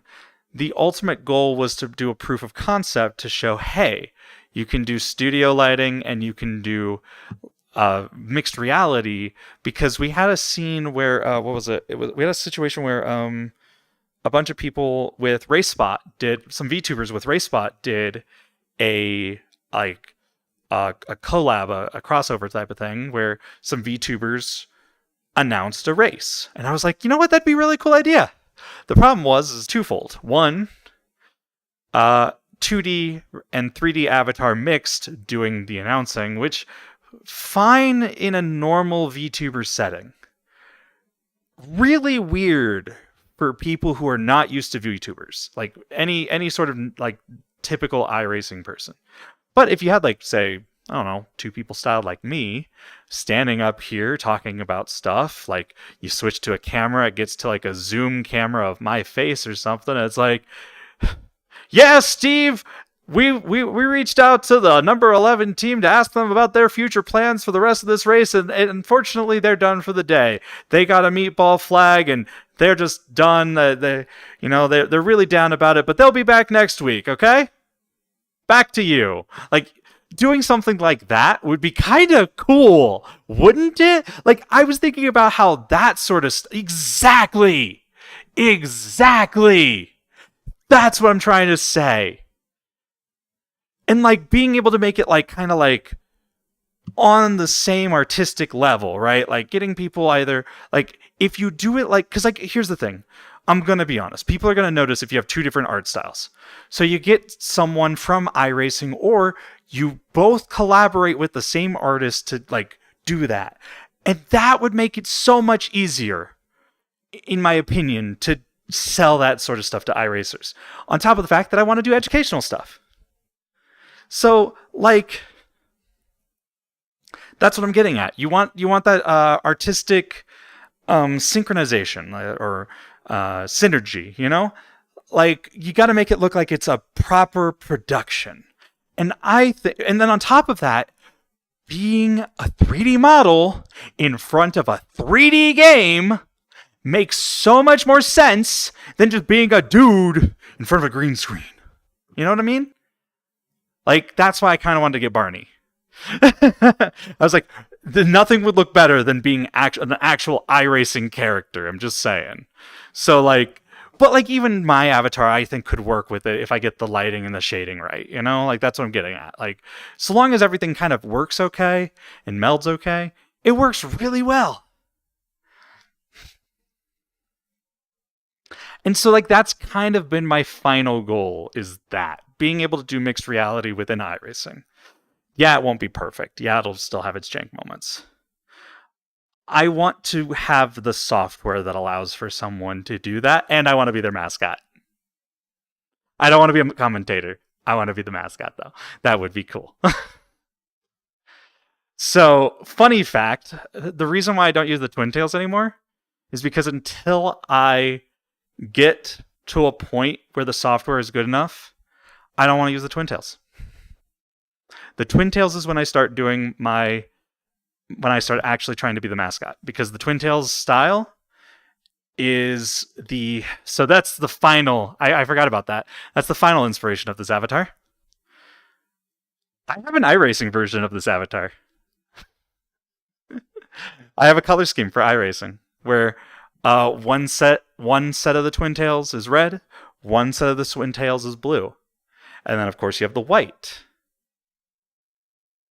Unfortunately, I got rid of the final versions. I only have the art for it and the Unity project. So it exists somewhere. I can probably find like maybe an old screenshot of it, because I used to actually use it as a profile picture. Maybe I have that, actually. I should still have the art for that, right? Also, why is this asking me to... Is this asking me to update it? Hold on. Okay. Okay. All right, there we go. Restore. Is it because there's a new version? Okay, I'll have to do that later. I don't really care otherwise. Let's see. Delete that. Archive. No. Oh, did I get rid of the art actually? I think I was working on redoing it, and that's why. Because what I was gonna do is I was gonna use my new templates that I have. Unless it's under here. No, that's Foxfire, not me. Nope, that's V5. And resources is... no, that's not it. Damn. Yeah, but no, I actually... And also it doesn't have the new... That's right, it doesn't have the new body. That's right, I don't have this specific version. That's why I was reworking it. It's because I was reworking everything. But yeah, no, like I had one where like the colors of this little... I don't know what this is called. It's like scarf that I put in my hair. This little hair tie. Yeah, those were each red and blue at one point too, to represent iRacing. I had one where it was the Foxbox logo, and then the other side had the iRacing logo right here. Yeah, no, I had an entire thing with that. Because I was like, that was my ultimate goal. Because it was based off of I was going to do a little weeb comic. I was actually going to do a little web comic about it. iRacing Chan. Back when everything was getting a Chan. So I was like, you know what? Yeah, they're going to be twin tails. They're going to have this. So yeah, that was part of the inspiration. I always forget about that. because it's such a dorky little thing. But it was going to be like teaches like really basic like racing etiquette, like, oh, there's a car there. What should I do? And don't turn into the car that's there, like that sort of stuff, you know. So yeah. So eventually, I have like I said, I have a lot of goals. If you guys want to support those goals, you can support me on Patreon, which is linked somewhere. It's just my name on Patreon. It's just Lithium Fox. It's patreon.com/Lithium Fox, probably. Pretty sure. So like I said, I can't promise I'll get anywhere with anything, but it will help. Gosh, if I like honestly, like I was like, it was kind of funny. Someone was like doing one of those TikTok videos where they're like, what would you do if you had all of your bills paid for the next 5 years? And I'm like, literally programming and art. I would just do what I'm already doing, but all the time. Because I would, like, literally, I spend like 80% of my day worrying, I should probably find a job. I should probably do this. I should probably do that, instead of just doing the things I want to do.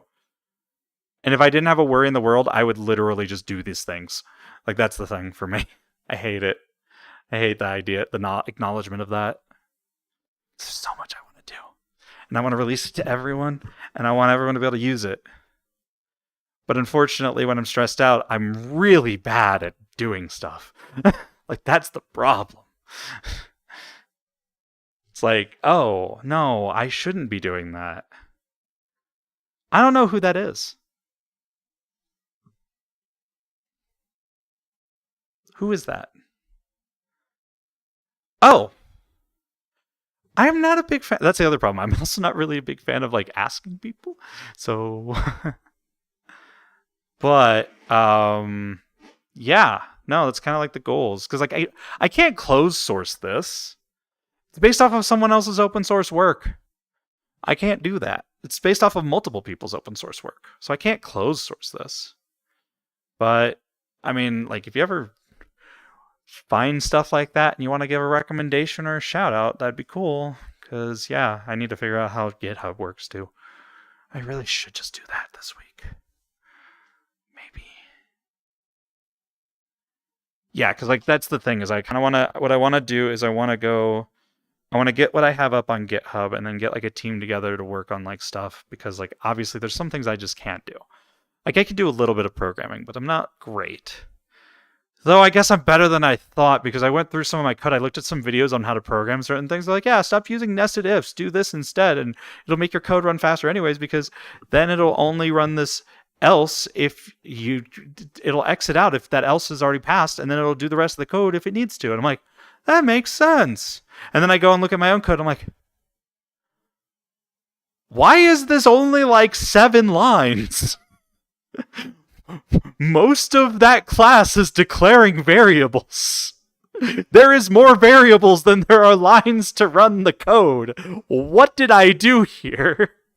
And the only reason it has to do that is because every time it has to check for updates that have been processed. So then it's like, oh, hey, yeah, this variable's been updated, this variable's been updated, this variable's been...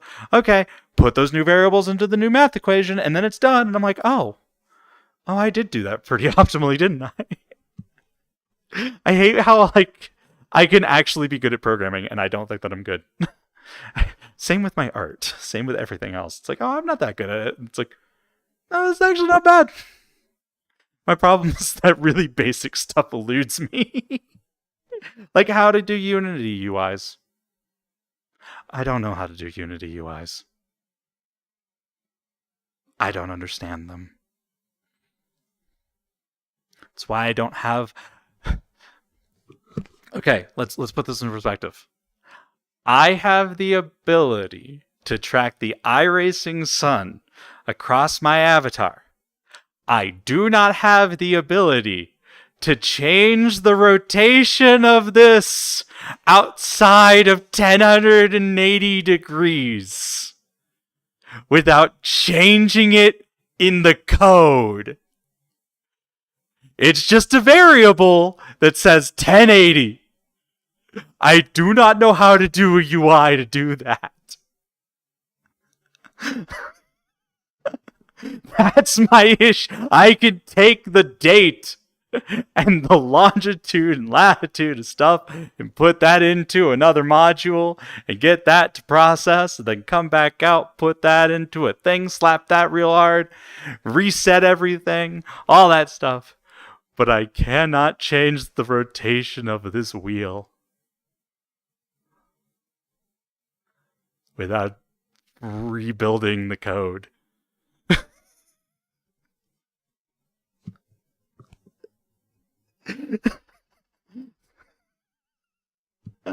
I looked at it. I'm like, I don't know how I'm. Because what I want to do is I want it to be in the .NET application. Okay, so that's the other fun part. The UI. The UI is a .NET application. It doesn't use the Unity UI. The only things that use the Unity UI are stuff related to this, and that's all pre-built. So, yeah, no, it's just like. So that gets even weirder because it uses like its own. It uses like a WebSocket to talk to itself. So then it's got like a WebSocket because the Unity UI is really heavy. You don't really want to do too much with that. But then the .NET application has a lot more stuff, but it doesn't really control a lot of stuff specifically. And I also don't know how to set up the .NET application so you can set up controllers for like. There's so much I want to do with it. Virtual motion capture, by the way, they have free source code on there. You can rebuild it from that. You do need Final IK though. You need Final IK. And that is time. My trackers are dying. So, thank you for being here for my rant. I did 3 hours of not racing. I'm sorry. I will do more racing sometime this week. I just wanted to go on a rant, I think. But yeah, the beep beep beep beep. That's how you know my trackers are dying. But yeah, this was fun. I hope you guys got to learn about what I do behind the scenes a little bit. And what my future is kind of holding, like what I'm holding, what things I want to do in the future. Like, for instance, the dynamic flag-based lighting too is another thing that I still need to like just being able to do like a cool little animation where these flash would be cool. I'm gonna go and do other things like fold laundry and actually clean up my apartment.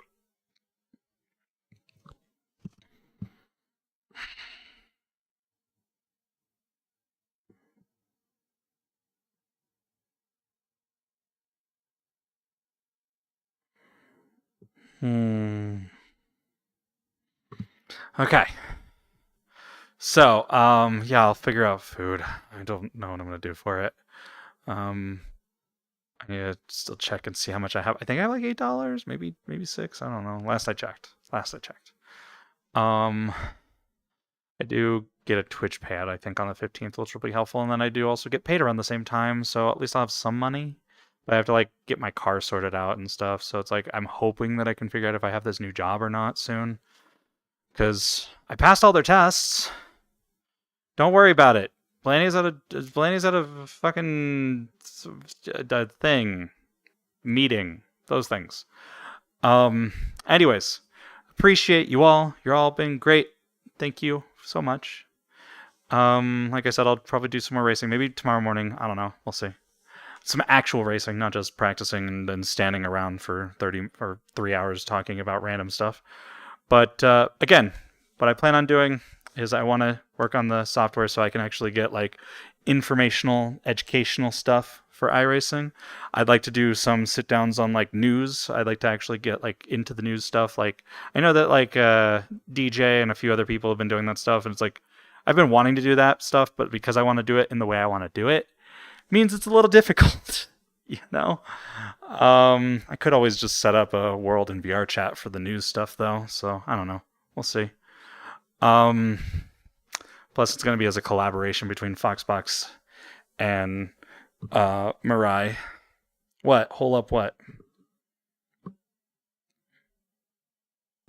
Oh! Thank you. You didn't have to do that, but I appreciate that. Thank you very much. Donations help me a lot, and they help keep me fed and keep the lights on. and hopefully I can get this job and I can pay for that and keep this as my open adventure where no one really has to do anything for me. I can have more than omelet. I was actually going to make an omelet. I was actually going to make an omelet.